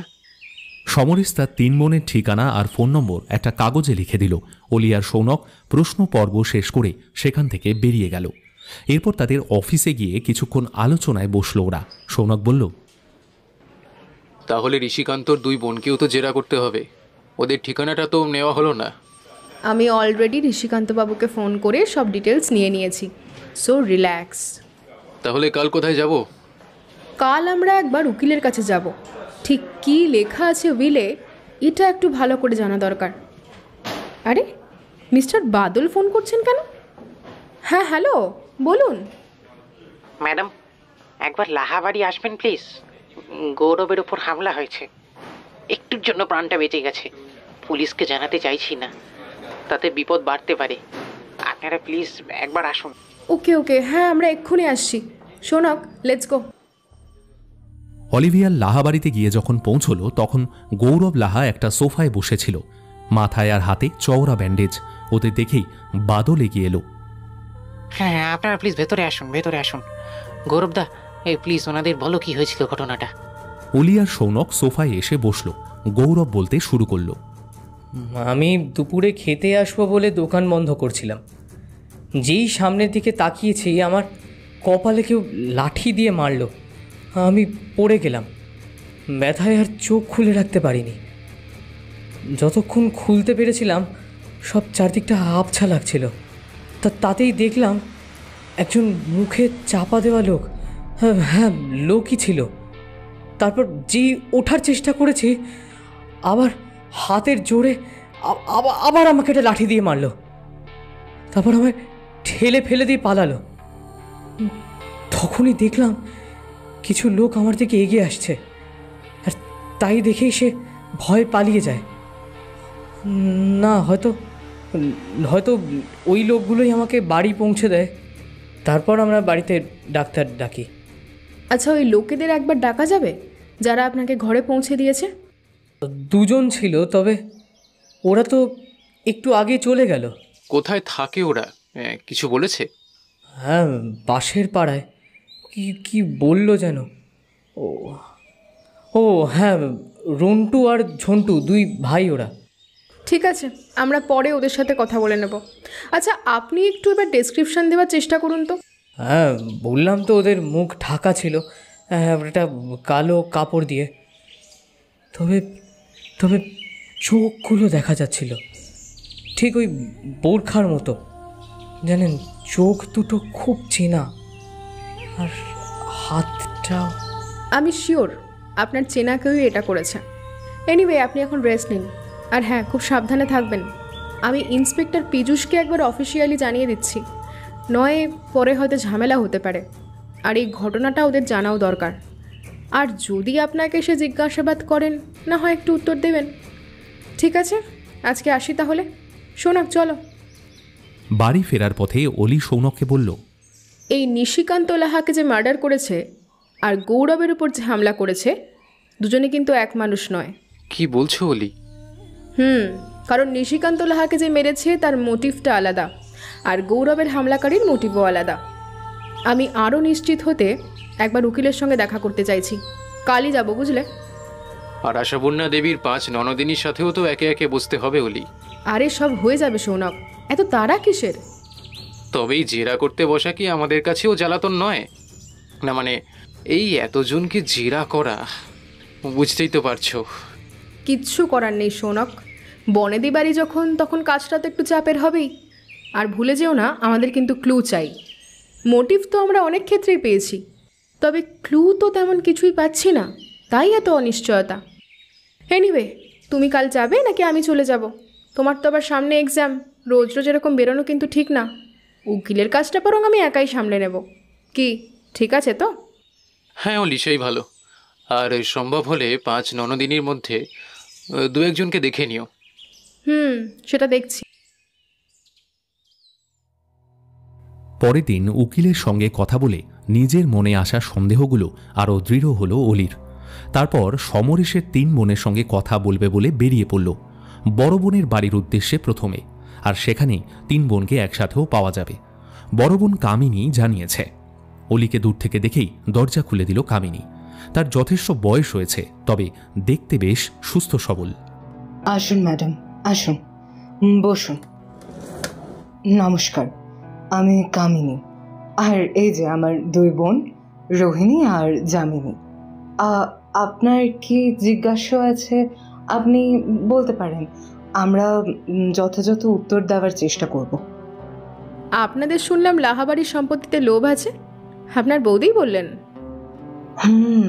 তা তো বলবেই, আমাদের তো কোনোদিনও দেখতে পারেনি ওরা। একটা কথা ভেবে দেখবেন তো ম্যাডাম, মানে আমরা যদি লোভ করেও থাকি, আইনগতভাবে গৌরব থাকতে নিশিকান্তদার নিজের ভাই ঋষিকান্তই তো কিছু পাবে না।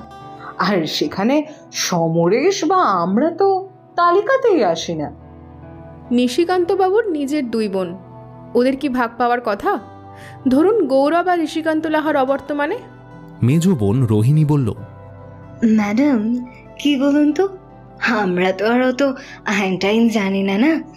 তবে মেয়েদের সম্পত্তি থেকে বঞ্চিত করা তো প্রাচীনকাল থেকেই হয়ে আসছে, হে আর নতুন কি। তবে আপনি গৌরবের নিজের 2 বোনের কথা তো বললেন না, ওরাও তো আগে থেকেই সব ভাগটাগ পাবে, তাই না? আর এটাই উচিত বোধ হয়। তবে আপনাদের সাথে কথা বলাটা আমার খুব জরুরি মনে হলো, তাই বলতে এলাম। আপনার বৌদির সাথে বোধ হয় কারোরই সেরকম ভালো সম্পর্ক নেই, তাই না? মানে আপনারা ননদরা কেউই বোধ হয় ওনাকে খুব একটা পছন্দ করেন না। ছোট বোন যামিনী পাশ থেকে বলল, ননদ বৌদির সম্পর্ক কটা ঘরে ভালো বলুন তো? আর আমরা তো লাহাবাড়ি একদমই যাই না। যাব কি, বৌদি বলবে ওই যে এলো টাকা চাইতে, আর একবার টাকা চেয়েছিলাম, বাপ রে বাপ, আমার এখনো মনে আছে। যাকে যাক, আমরা তো বলবো দাদা মরে গিয়ে উনি বেঁচেই গেছে। যা অশান্তি করতো, সবাই এই লাহা জুয়েলার্স আর এই বাকি সম্পত্তি নিয়ে সব সময় ঝামেলা করতো। ঠিক আছে, আজ তাহলে চলি। আপনাদের তো একসাথে পেয়ে গেলাম, সুবিধেই হলো। তবে কাল ঋষিকান্তবাবুর দুই বোনের বাড়ি একটু যেতে হবে, আবার দুটো তো দুই প্রান্তে। দেখি যদি কথা বলে একবার কিছু জানা যায়, আর ওনারাও যদি এক জায়গায় আসতে পারেন। আসবে না ম্যাডাম, ওই দুটো হচ্ছে এক নম্বরের শয়তান। ওরা তো খাটবেই না, আপনাকেই খাটাবে। অলি হেসে চলে গেল। তারপর বাড়ি ফিরে কেসটা নিয়েই ভাবতে বসল। ঠিক তখনই সৌনকের ফোন এলো। হ্যাঁ সৌনক, বলো। এই তো কেস নিয়েই ভাবছিলাম। তাই? বাহ, তাহলে তো দারুণ ব্যাপার। এই সবটা ভালো করে বলো না একটু প্লিজ। এখন মন দিয়ে পড়ো, কাল সকালে দেখা হলে সবটা বলবো। আচ্ছা শোনো, কাল কিন্তু আর ছুটি দেবো না, সকাল 10টার মধ্যে অফিসে চলে আসবে। ওখানে আগে তোমাকে সব কথা বলবো, তারপর জাস্ট ওই ফর্মালিটির খাতিরে নিশিকান্তবাবুর দুই বোনের সাথে একবার দেখা করে আসবো। ওকে ম্যাডাম, তাই হবে, রাখছি। পরের দিন অফিসে বসে সৌনককে সবগুলো কথা খুলে বলল অলি। তারপর ওরা নিশিকান্তর দুই বোনকে জেরা করার উদ্দেশ্যে বেরিয়ে পড়ল। অনেক অনুরোধ করে নিশিকান্তর বড় বোন অপলার বাড়িতে ছোট বোন বিমলাকে আসতে বলা হয়েছিল, আর তারা সেই কথা রেখেছে। প্রথমে অপলাকে অলি জিজ্ঞেস করল, আপনার নিজের দাদা আপনাদের দুজনকে, এমনকি আপনার দাদাকেও বঞ্চিত করে সব সম্পত্তি ওই লাহা জুয়েলার্স মানে আপনার ভাইপো গৌরবকে দিয়ে গেল, আপনাদের খারাপ লাগেনি? বড় বোন অপলা বলল, খারাপ লাগলেই বা কি, দাদা চিরদিন যা ইচ্ছে হয়েছে তাই করেছে, ঠিক আমাদের বাবার মতোই। আমরা দাদার ইচ্ছের কাছে বরাবরই অসহায়। খারাপ লাগে ছোটদার জন্য, বিয়েটা কিছুই করেনি, একা মানুষ, ওকে তো অন্তত কিছু দিতে পারতো। কিন্তু উনি তো বঞ্চিত করতে চাননি, আপনার ভাইপোকে দায়িত্ব দিয়ে গেছেন সম্পত্তি সবার মধ্যে ভাগ করে দিতে। ছোট বোন বিমলা পাশ থেকে বলে ওঠে, ও আবার কি ভাগ করবে? ওর কাছে তো আরোই আশা রাখি না। নিজের দাদাই কিছু দিল না, আর ভাইপো দেবে। আচ্ছা, আপনাদের ভাইজিদের সম্পর্কে কি মতামত? মানে ওনারা ঠিক কেমন মানুষ? ভাইয়ের সাথে ওদের কেমন সম্পর্ক? এমনিতে তো ভালো বলেই জানি, তবে ভিতরে ভিতরে কি আছে ওসব বাবা জানি না। তবে হ্যাঁ, বৌদির ব্যাপারে এটুকু বলতে পারি, দাদাকে খুবই ভালোবাসতো। তাই দাদার চলে যাওয়ায় সবচেয়ে বেশি কষ্ট পেয়েছে ওই মানুষটাই। স্ত্রী হিসেবে ভালোবাসাটা হয়তো খুবই সাধারণ ব্যাপার, তবে বৌদি শুধুই দাদার স্ত্রী নয়, তার থেকেও অনেক বেশি কিছু। ভীষণ ভীষণ কেয়ারফুল আর দায়িত্ববান একজন মানুষ। আমাদেরও তো ভালো হলো, সংসারের চাপে দুই বোনের দেখা হয় না, কথাও হয় না। এই সুযোগে একটু একসাথে হলাম, আপনারা চা খেয়ে যান একটু। বিমলাও একই কথা বলল। দিদির সাথে আমি একমত। আমাদের মধ্যে নাই বা থাকলো ভালো সম্পর্ক, তবে দাদা চলে যাওয়াতে বৌদির জন্য খুব কষ্ট হচ্ছে। বেশ, বুঝলাম। যাই হোক, আপনাদেরকে অনেক ধন্যবাদ আমাদের সাথে কোঅপারেট করার জন্য। আর একটা কারণে আপনাদের কাছে কিন্তু আমরা কৃতজ্ঞ, এই যে আপনাদেরকে এক জায়গায় পেলাম। নয়তো এই চারিদিকে ঘুরে বেড়ানো, বুঝতেই তো পারছেন এই গরমে। বলছি, এক গ্লাস জল দিন না। জল খেয়ে দুজনেই বেরিয়ে পড়ল তাড়াতাড়ি। গাড়িতে উঠেই সৌনক অলিভিয়ার হাসি মুখ দেখে বলল, আরে অলি, কি ব্যাপার, এত খুশি লাগছে কেন তোমাকে? হ্যাঁ, এই কোনো ক্লু পেলে নাকি? পেয়েছি তো। যেটা নিশ্চিত হতে চাইছি ঠিক সেটাই, সেরকমই একটা ক্লু। আচ্ছা, আমাকেই বলা যাবে না? নিশিকান্ত লাহার শ্রাদ্ধটা একটু মিটে যাক, বুঝলে? এর মধ্যে যাওয়ার দরকার নেই। ঠিক সময় মতো গিয়ে সব রহস্য ভেদ করব আমরা। তবে এনারা তো যথেষ্ট ভালো কথা বলল, বৌদির এত প্রশংসা করলো। রহস্যটা তো এখানেই, বুঝলে বন্ধু? কি যে বলছো, কিছুই বুঝছি না। সময় মতো সব বুঝে যাবে, আর একটু অপেক্ষা করো। আর ইন্সপেক্টর পীযূষ তো আছেনই আমাদের সাহায্য করার জন্য। ওনার সাহায্য না পেলে এত তাড়াতাড়ি কেসটা আমার সলভ হতো না। তাহলে কেসটা সলভ হয়ে গেছে বলছো? তা বলতে পারো, তবে আমি আর একটু শিওর হতে চাই, তারপর তোমাকে আমি সবটাই বলবো। জাস্ট আর একটু সময় দাও। এক প্রকার সত্যের কাছাকাছি পৌঁছে গিয়েছিল অলিভিয়া, তবুও পুরোপুরি নিশ্চিত না হয়ে অলি কোনো কথাই বলে না, তাই নিশ্চিত হবার জন্যই একটু সময় নিল সে। এদিকে মহা আয়োজনে নিশিকান্ত লাহার শ্রাদ্ধ সম্পন্ন হল। বনেদি বাড়ির শোক অনুষ্ঠানও যেন উৎসবের মতো। লাহাবাড়ির সদস্যগণ, আত্মীয়, বন্ধুবান্ধব, পাড়া প্রতিবেশী ছাড়াও সেখানে নিমন্ত্রিত ছিল লাহা জুয়েলার্সের বিশেষ কিছু কাস্টমারও। সৌনক আর অলিকে আসতে বলেছিল গৌরব, তবে ওরা শ্রাদ্ধ বাড়ি যায় না, তাই সেদিন না গিয়ে ঠিক 4 দিন পর অলি আর সৌনক মালা মিষ্টি নিয়ে সকাল সকাল পৌঁছে গেল লাহা বাড়িতে। গৌরব সাদরে ওদের ঘরে নিয়ে বসালো, ছবিতে মালা দিয়ে প্রণাম করলো ওরা। তারপর অলি বলল, আপনার বোনেরা আছেন তো গৌরববাবু? হ্যাঁ মানে ওরা তো আছেই, তবে মানে আপনি এত করে বললেন ওদেরকে থাকতে, মানে তবে ওদের থাকার কি প্রয়োজনীয়তা বলুন তো? প্রয়োজনীয়তা আছে গৌরববাবু, আপনার নিজের বোন ওরা, আর যিনি মারা গেছেন তিনি ওনাদের বাবা, তাই বাবার খুন কে করলো সেটা জানার অধিকার সবার আছে। তার মানে আপনি জেনে গেছেন বাবার খুনি কে? একদম, আর এই জন্যই তো আরও এখানে এসেছি। সমরেশবাবু আর তার ছেলে নিখিলেশ আর ঋষিকান্তবাবু তো আসছেনই, আপনার পিসিদেরকেও ডেকে পাঠিয়েছি। সকলের থাকাটাই এখানে জরুরি, বুঝলেন? আপনি বলতে চাইছেন এদের মধ্যে কেউ বাবাকে খুন করেছে? অবশ্যই, খুনি আপনার পরিবারেরই লোক, আপনার একদম কাছের মানুষ। এমনকি আপনার ওপর যে হামলা করিয়েছে সেও আপনার আপন। যাই হোক, সবাই আসুক, তারপর নয় সবটা বলছি। একে একে সবাই আসলো।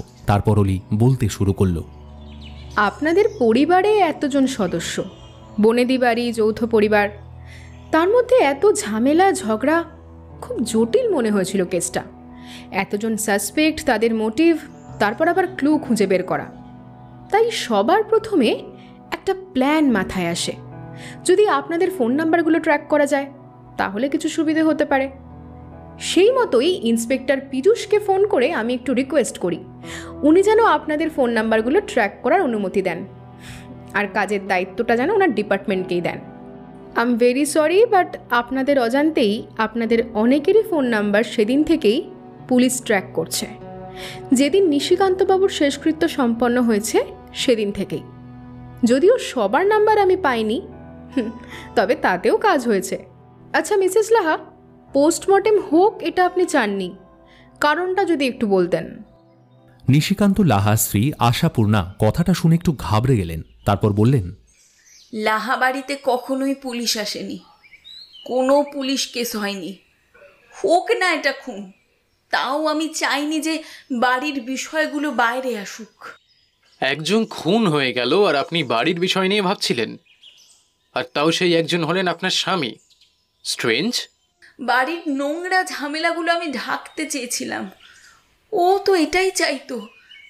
ব্যক্তিগত ঝামেলা যাই হোক না কেন, জনসমক্ষে যেন লাহা বাড়ির ঐতিহ্য সম্মান বজায় থাকে। আচ্ছা, সত্যি আপনি কত ভাবেন লাহা বংশ নিয়ে। তবে অলোকা, আপনিও তো আপনার মাকে সাপোর্ট করেছিলেন, তাই না? আপনার দাদাকে ফোন করে বলেছিলেন কেসটাকে ক্লোজ করতে। কল রেকর্ডটা কিন্তু আছে, শোনাতে পারি। পীযূষবাবু আপনাদের সবার সন্দেহজনক কল আমাকে হোয়াটসঅ্যাপ করেছেন। দাদা দেখ, রিপোর্টে যা আছে থাক, হ্যাঁ এখনো সময় আছে, কেসটা ক্লোজ কর বলছি। আর ওই অলিভিয়াকে বিদায় কর কিছু টাকা দিয়ে। যত সব ডেঞ্জারাস মহিলা ও একটা। কিন্তু এরম করে কেন বলছিস? বাবাকে এই বয়সে কে মারলো সেটা তুই জানতে চাস না? আমাদের তো শত্রু অনেক আছে, আমি শিওর এদের মধ্যেই কেউ রাগে। তবে তবে কেন, এইটাই আমি জানতে চাই। আর যদি এর সমাধান কেউ করতে পারে তো সেটা একমাত্র অলিভিয়া চ্যাটার্জি। তাহলে কেন ওনাকে বিদায় করব বলতে পারিস? বেশ, খুব ভালো, আমার কোনো কথাই তোকে শুনতে হবে না। তবে এর পরিণতি যা হবে তার জন্য কিন্তু তুই দায়ী হবি দাদা, আমি কিন্তু এই বলে দিলাম তোকে। তুই কি বলতে চাইছিস? দেখ, আমি একটু কাজে এসছি, তুই একটু পরে ফোন কর। হ্যাঁ, বাড়ি গিয়ে কথা বলছি। আমার মনে হয় যতটা শুনলাম এতে এটা একদম পরিষ্কার যে অলোকা ম্যাডাম যেভাবেই হোক খুনিকে আড়াল করতে চাইছেন, অথবা নিজেকে। কি বলতে চাইছেন নাকি আপনি? হ্যাঁ, নিজেকে মানে আমি খুনি? মানে বাবাকে আমি আমি মেরেছি? তাতে আমার কি লাভ শুনি? হ্যাঁ, বাবা তো সব আগে থেকেই দাদার নামে করে দিয়ে গেছে। বরং বাবা চলে যাওয়াতে দাদা পাকাপাকিভাবে সম্পত্তির মালিক হয়ে বসে আছে। আমি কি কারণে খুন করতে যাব শুনি? হ্যাঁ, তা তো ঠিক। আর আমি তো একবারও বলিনি যে আপনি আপনার বাবাকে খুন করেছেন। আপনি তো নিজেই নিজেকে কাঠগড়ায় দাঁড় করাচ্ছেন ম্যাডাম। এনিওয়ে, এবার আসি হাইলি সাসপেক্ট ঋষিকান্তবাবু আর সমরেশবাবুর ছেলে নিখিলেশের কথায়। আপনারা জানলে অবাক হবেন, ওনারা কেউই কিন্তু এই কেসে জড়িত নয়। হ্যাঁ, এটা ঠিক যে ওনাদের অনেক রাগ ছিল নিশিকান্তবাবুর উপর। ওনাদের দুজনের একটা কনভারসেশনও আমরা রেকর্ড করেছি। শোনো, ক্লিপটা একটু চালাও তো। হ্যালো কাকা, আমি নিখিলেশ বলছি। শোনো, বলছি জেঠু তো চলে গেল। এমনিতেই উইল অনুযায়ী দাদাই সব সম্পত্তির মালিক। তবে দাদার কাছে গিয়ে যদি আমরা দাবি করি, আমার মনে হয় ও আমাদের ফেরাবে না। আর যাই হোক, জেঠুর থেকে ও অনেক ভালো। হ্যাঁ, সেটা ঠিকই বলেছিস। ঠিক আছে, শ্রাদ্ধ শান্তি মিটে যাক, দোকান আবার শুরু হোক, তারপরে আমরা একসাথে যাব বাবানের কাছে। একদিকে দাদার চলে যাওয়াতে আমাদের সুবিধাই হয়েছে, কারণ দাদা থাকতে কোনোদিনই আমরা কিছু পেতাম না, জেনে রাখ। তবু বাবানের থেকে কিছু আশা করতে পারি, তাই যেই করে থাকুক না কেন কাজটা ভালোই করেছে। কি বল? কি বলছো কি কাকা? আর যাই হোক, একজন মৃত মানুষের সম্পর্কে এসব বলা ঠিক নয়। আর তুমি নিজের দাদার সম্পর্কে এমন বলো কি করে? ছাড় তো, একটা জেদি অহংকারী লোক। আমার কোনো অনুভূতি নেই এমন দাদার জন্য। আর তার শান্তি কামনা করেই বলছি, ভালো থাক বড় পারে। তবে এবার আমাদের ভালো থাকার পালা। শেষ বয়সে একটু ভালো করে বাঁচতে চাই, ব্যাস, আর কিচ্ছু চাই না। ওনাদের সুবিধা হয়েছে এটা তো ঠিকই, তবে ওনারা কিন্তু মারেননি, এটা একদম পরিষ্কার। আচ্ছা মিসেস অলকা, আপনি একটু বলবেন কেসটা আপনি কেন ক্লোজ করতে বলেছিলেন? আচ্ছা বেশ, আর একটু সময় নিন। ততক্ষণ আমি বলি গৌরববাবুর ওপর কে হামলা করেছিল। আপনাদের আশ্বস্ত করেই তো বলেছি, নিশিকান্তবাবুর খুনি আর গৌরববাবুর হামলাকারী দুজনে কিন্তু এক মানুষ নন। আর গৌরববাবু আমাকে জানিয়েছিলেন যিনি ওনার ওপর হামলা করেছেন তার হাতটা নাকি ভালো করে দেখতে পেয়েছিলেন। সেই হাতের চামড়াটা বেশ কুচকানো ছিল, আর চোখটা ওনার খুব চেনা। এই তথ্য থেকে আমরা অনেকটাই নিশ্চিত এই কাজটা কে করেছে। কি সমরেশবাবু, আপনার তো আর কোনো আগ্রহ নেই লাহাবাড়ির সম্পত্তির ওপর, তাহলে গৌরববাবুকে মারতে গেলেন কেন? আমি? সে কি, আমি কেন মারবো? আপনি যখন ওনাকে মাথায় মারলেন উনি তখন মাটিতে পড়ে যান, তারপর আবার উঠে যেয়ে আপনাকে ধরার চেষ্টা করেন, তখন আপনি ওনাকে আবার মারেন। ওনার হাতে চোটও লাগে, আর এরই মাঝে উনি আপনার হাতটা খেয়াল করেছেন, আর তারপরেই তো আপনি পালিয়ে যান। একেবারেই ভুল বলছেন আপনি, আমি কিছুই করিনি। আর কেনই বা করবো? দাদা মারা যাওয়ার পর আমি ভেবেই রেখেছিলাম যে সরাসরি বাবানের কাছে গিয়ে সম্পত্তির ভাগ চাইব। আমি আর কতদিন আমার ছেলের জন্যই চাইতাম, তাই অযোধ্যাকে মারতে যাওয়ার তো কোনো দরকার নেই আমার। কেন মিথ্যে কথা বলছেন বলুন তো? আমাদের কাছে সব প্রমাণ আছে। তাই নাকি? তবে প্রমাণ করুন। আর ম্যাডাম, ওর নিজের কাকাও তো করতে পারে। আমার পিছনে কেন পড়ে আছেন বলুন তো, ওনাকে বলুন। ওনাকে বলতেই পারতাম, তবে চোখ যে কথা বলে সমরেশবাবু, সেই চোখই তো আপনাকে চেনালো। ওই যে ব্রাউন আই বল, গৌরববাবু স্পষ্ট দেখেছেন, এটা তো আর ভুল নয়। আর ঋষিকান্তবাবুর চোখের মণি তো ব্ল্যাক, সুতরাং আপনি ছাড়া যে আর কেউ হতে পারে না এটা প্রমাণিত। নিজের মুখে এবার সবটা স্বীকার করুন, তাতে আপনারই ভালো। শুধু তথ্যের বলেই আপনি প্রমাণ করতে চাইছেন সবটা, অথচ কোনো প্রমাণই নেই আপনার কাছে। দেখুন, অলি যা যা তথ্য দিল, এরপরে তো আর কোনো প্রমাণ লাগে বলে মনে হয় না। কোনো বয়স্ক মানুষকে কেউ ভাড়া করে নিশ্চয়ই গৌরববাবুকে মারতে পাঠায়নি, তাই না? আমরা নিশ্চিত যে কাজটা আপনিই করেছেন। যদি স্বীকার করেন তো ভালো, নয় পিজু স্যার তো আসছেনই। থানায় গিয়ে অনেক পদ্ধতি আছে আপনার মুখ খোলাবার। কি দরকার এই বয়সে এইসব ঝামেলায় পড়ার? এখানে সবার সামনে স্বীকার করুন, ভয় নেই। লঘু শাস্তিই হবে, কারণ অ্যাটেম্প টু মার্ডারের কেস হবে, আর আপনার বয়স দেখেও শাস্তি কিছুটা মাপ হবে, তাই এটাই বেস্ট। এখানে নির্ভয় সবটা স্বীকার করে নিন। হ্যাঁ, এত সময় নিলে চলবে না। চলুন চলুন, স্বীকার করুন, সবটা স্বীকার করুন। বেশ, স্বীকার করছি, আমি নিজেই ওকে মারতে গিয়েছিলাম। ভাবলাম যখন কিছুই পাবো না আর আমার ছেলেটাও সারা জীবন বঞ্চিত হয়ে থাকবে, তখন ওকে মেরে দিলে কিছু সুবিধা নিশ্চয়ই হবে। কারণ উইল অনুযায়ী গৌরববাবুর অবর্তমানে আপনার বৌদি সম্পত্তির মালিক, তখন উনি সব ভাগ করবেন, আর তাতে তো আপনারই সুবিধে, ইনফ্যাক্ট আপনাদের সবারই, কারণ উনি নরম মনের মানুষ। কি ঠিক বলছি তো? হ্যাঁ, একেবারেই ঠিক। আমার এটাই বিশ্বাস ছিল যে বৌদি আমাদের বঞ্চিত করবে না, কারণ বৌদি অনেকবার দাদাকে বলেছে এত ঝামেলা না করে সম্পত্তি সবাইকে সমানভাবে ভাগ করে দিতে। তবে দাদা তো সেই একগুঁয়ে জেদি একটা লোক।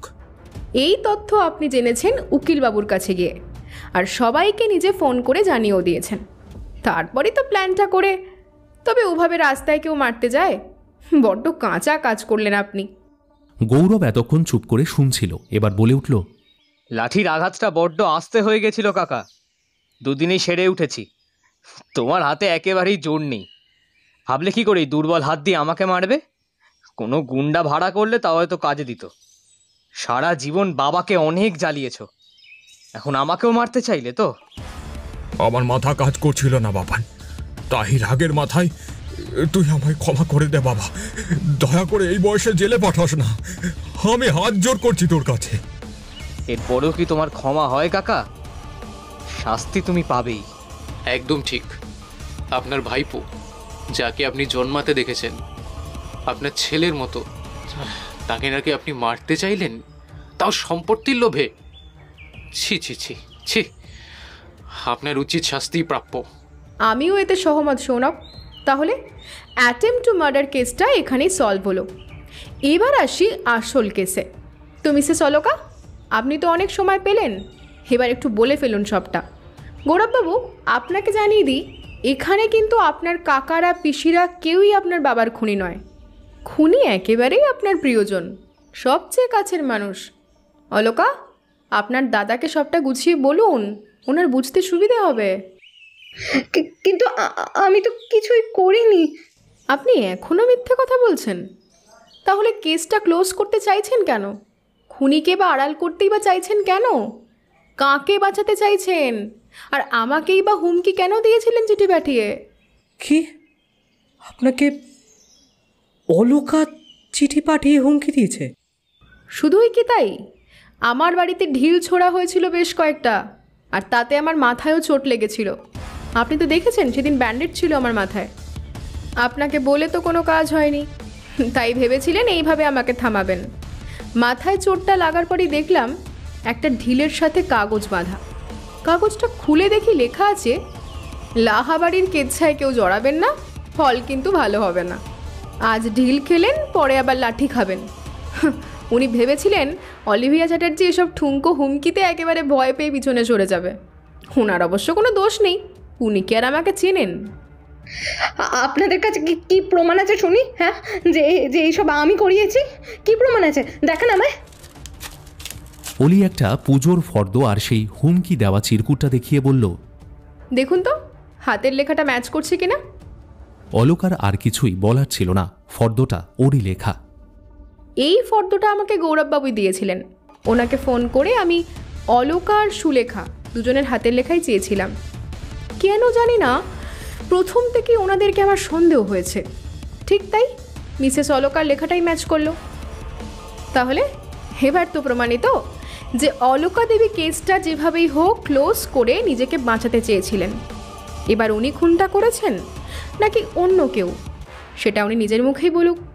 চুপ করে থাকলে তো হবে না ম্যাডাম, সব যখন পরিষ্কার, শুধু এই একটা উত্তরের অপেক্ষায় সবাই বসে আছে। বলুন প্লিজ।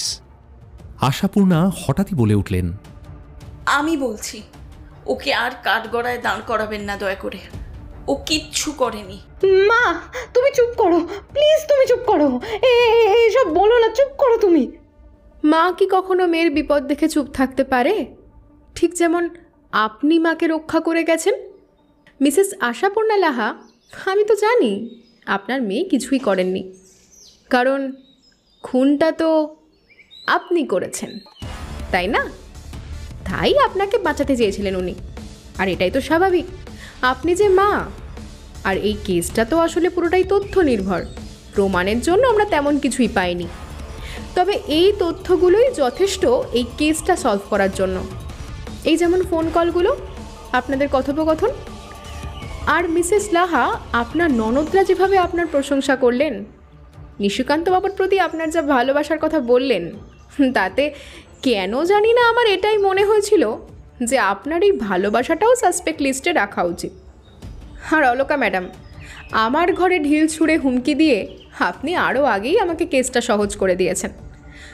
আর একটা জরুরি তথ্য যেটা সুষমার থেকে আমি জেনেছি, তা হলো লাহা জুয়েলার্সের প্রতিষ্ঠা দিবসের দিন আশাপূর্ণা ম্যাডাম নাকি কিছুটা চিংড়ি মাছ রান্নাঘরে আলাদা করে রেখেছিলেন।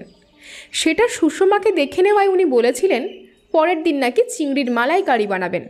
তবে খুব সামান্যই ছিল চিংড়ি মাছগুলো, তাই সুষমা একটু অবাকই হয়েছিল, কারণ ওতে দুজন মানুষের জন্য মালাইকারি রান্না করা একেবারেই অসম্ভব। আর সেদিন মেনুতেও নাকি মালাইকারি ছিল, তাই আবার পরের দিন মালাইকারি রান্নার ব্যাপারটা একটু ভাবার মতোই। তবে আর মাথা ঘামায়নি এটা নিয়েও। আর পরে সেই চিংড়ি মাছটা কোথায় গেল তা দেখারও প্রয়োজন পড়েনি, কারণ সেদিনই মিস্টার লাহা খুন হলেন। আর সুষমার দেওয়া এই তথ্যই আমার কাছে যথেষ্ট ম্যাডাম। তবে মোটিভটা ক্লিয়ার হয়নি। এবার মিসেস লাহা, আপনি সত্যিটা বলুন প্লিজ, নিজের স্বামীকে কেন এভাবে মারলেন আপনি, তাও এত বৃদ্ধ বয়সে? সম্পত্তির জন্য তো নিশ্চয়ই নয়। তাহলে কি অসুবিধা করেছিলেন উনি? আর আপনি তো নাকি ওনাকে খুব ভালোবাসতেন। এই আপনার ভালোবাসা? আর কটা দিন থাকতে দিলেন না ওনাকে? হ্যাঁ, আমি মেরেছি ওকে, আমি মেরেছি। ভালোবাসতাম, খুব খুব খুব খুব ভালোবাসতাম। হোক ও যেদি, হোক একগুয়ে স্বার্থপর, তাও ভালোবাসতাম, আগলে রাখতাম ওকে। ও তো আমাকে আগলে রেখেছে সারা জীবন, অনেক ভালোবেসেছে আমায়। ওরে ভালোবাসার প্রতিদান তো আমাকে দিতেই হতো। আর কত কষ্ট পেত মানুষটা, দিন রাত কেউ না কেউ এসে ঝামেলা করছে, কত দিন ধরে ও এসব সহ্য করছে। বয়সের ভার আর অসুস্থতা ওকে ক্লান্ত করে দিয়েছিল। একদিন বলেছিল আমায়, আমি আর বাঁচতে চাই না আশা, আর সহ্য করতে পারছি না এসব। গৌরবকে সব লিখে দিয়েছি, ওকে পারলে বলবে ওর আপত্তি না থাকলে সবাইকে যেন সব ভাগ করে দেয়, নয়তো আমার মতোই সারা জীবন জ্বলে পুড়ে মরবে, শান্তি পাবে না। আমি চাই না যে ভুল আমি করেছি সেটা ও করুক। যেন আজ ভাবি সময় থাকতে সবাইকে সব ভাগ করে দিলেই ভালো হতো। এখন আফসোস করে আর কি লাভ? এখন আর সব ভাবতে পারছি না। গৌরব সামলে নিক। তবে লাহা জুয়েলার্সটা শুধু গৌরবের হাতে থাকলে আমি খুশি হব। আমি এবার একটু শান্তিতে মরতে চাই। ঈশ্বর যে আমাকে কবে ডাকবেন, এত ভোগজিটাও মরণ আসে না। কি বলছো তুমি এসব, তাও আমার সামনে? তুমি বুঝবে বলেই তো তোমায় বলছি আশা। তুমি ছাড়া আমার কষ্ট আর কে বুঝবে বলো? পারবে আমায় মুক্তি দিতে? সত্যি যদি আমাকে ভালোবাসো তাহলে প্রার্থনা করো আমার জন্য যেন ঈশ্বরের কাছে তাড়াতাড়ি যেতে পারি। আমি আর পারছি না আশা, পারছি না। ওর এই কষ্ট আমি আর দেখতে পারছিলাম না। আর ওই মুক্তি দেবার কথাটাও আমার মনে গেঁথে গিয়েছিল। তখনই এই সহজ উপায়টা মাথায় এলো। যেহেতু স্বাদ গন্ধ কিছুই ও আর পেত না, তাই কোনো বিষের আর দরকার পড়েনি। খাবারের জিনিসকেই অস্ত্র করলাম।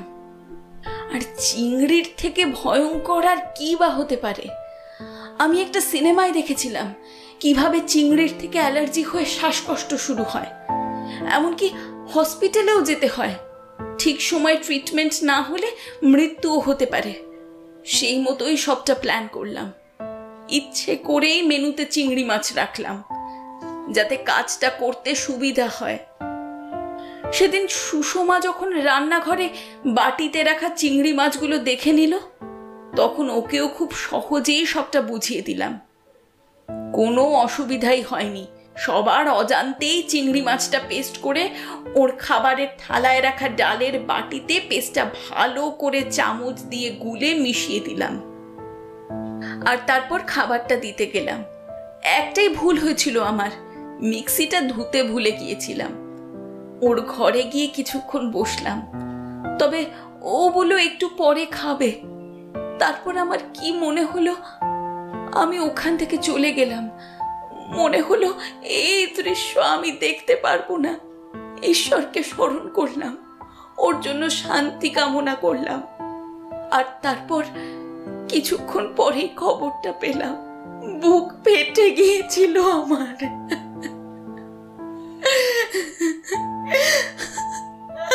কিন্তু কিন্তু এটাও মনে হয়েছিল ওকে আমি শান্তি দিলাম।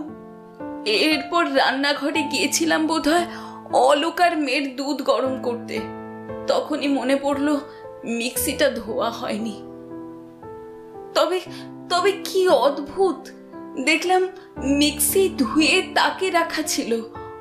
অলোকা দুধটা নিতে এসে তখনই আমাকে জিজ্ঞাসা করলো, মা, এখানে মিক্সি থেকে চিংড়ি মাছ পেস্ট হয়েছিল? কিন্তু কেন? আমি খুব ভয় পেয়ে যাই, এড়িয়ে চলে যাই। তার পরের দিন যখন পোস্টমর্টেম রিপোর্ট এলো, তখন সত্যিটা জানার পর অলোকা আবার আমার কাছে আসে আর আমাকে চেপে ধরে জিজ্ঞাসা করে, কাল তো এড়িয়ে গেলে, আজ অন্তত বলো সত্যিটা। ওই পেস্টটা তুমিই করেছিলে, তাই না?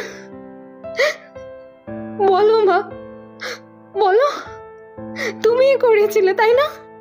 হ্যাঁ হ্যাঁ, আমি করেছি। নিজের হাতে তোর বাবাকে মেরে ফেলেছি। তবে জেনে রাখবি, শান্তি দিয়েছি আমি ওকে, শান্তি দিয়েছি, শান্তি শান্তি। অলোকা তখন থেকেই চেষ্টা করছে আমাকে বাঁচানোর। তারপরেই বাবানকে ফোন করে বলেছে কেসটা বন্ধ করতে। আর অলি ম্যাডাম, আমার জন্যই ও আপনাকেও, দয়া করে ওকে শাস্তি দেবেন না। অপরাধী তো আমি, মাথা পেতে শাস্তি নেব আমি। ওকে ছেড়ে দিন, ওকে ছেড়ে দিন। একেবারেই যে ছাড়তে পারবো না ওনাকে। পুলিশ তো ওনাকেও অ্যারেস্ট করবে, কারণ উনি একটা অপরাধকে সাপোর্ট করেছেন। সব জেনে উনি চুপ করে থেকেছেন, দোষীকে রক্ষা করেছেন। আপনি যতই বলুন যে আপনি শান্তি দিয়েছেন লাহাবাবুকে, আপনি মার্ডার করেছেন, প্রি প্ল্যান্ড মার্ডার। তা যে কারণেই হোক, খুন তো খুনই হয়। আর সমরেশবাবুকেও অ্যারেস্ট করা হবে, অর্থাৎ লাহাবাড়ির 3 জন সদস্য আজ পুলিশ কাস্টাডিতে যাচ্ছেন। এরপর আপনাদের কী শাস্তি হবে সেটা আইনের ব্যাপার, আমার হাতে তো আর কিছুই নেই। এবার পীযূষ স্যার এসে সবটা দেখবেন। যতই হোক মা, আমি কিছুতেই এটা মানতে পারছি না যে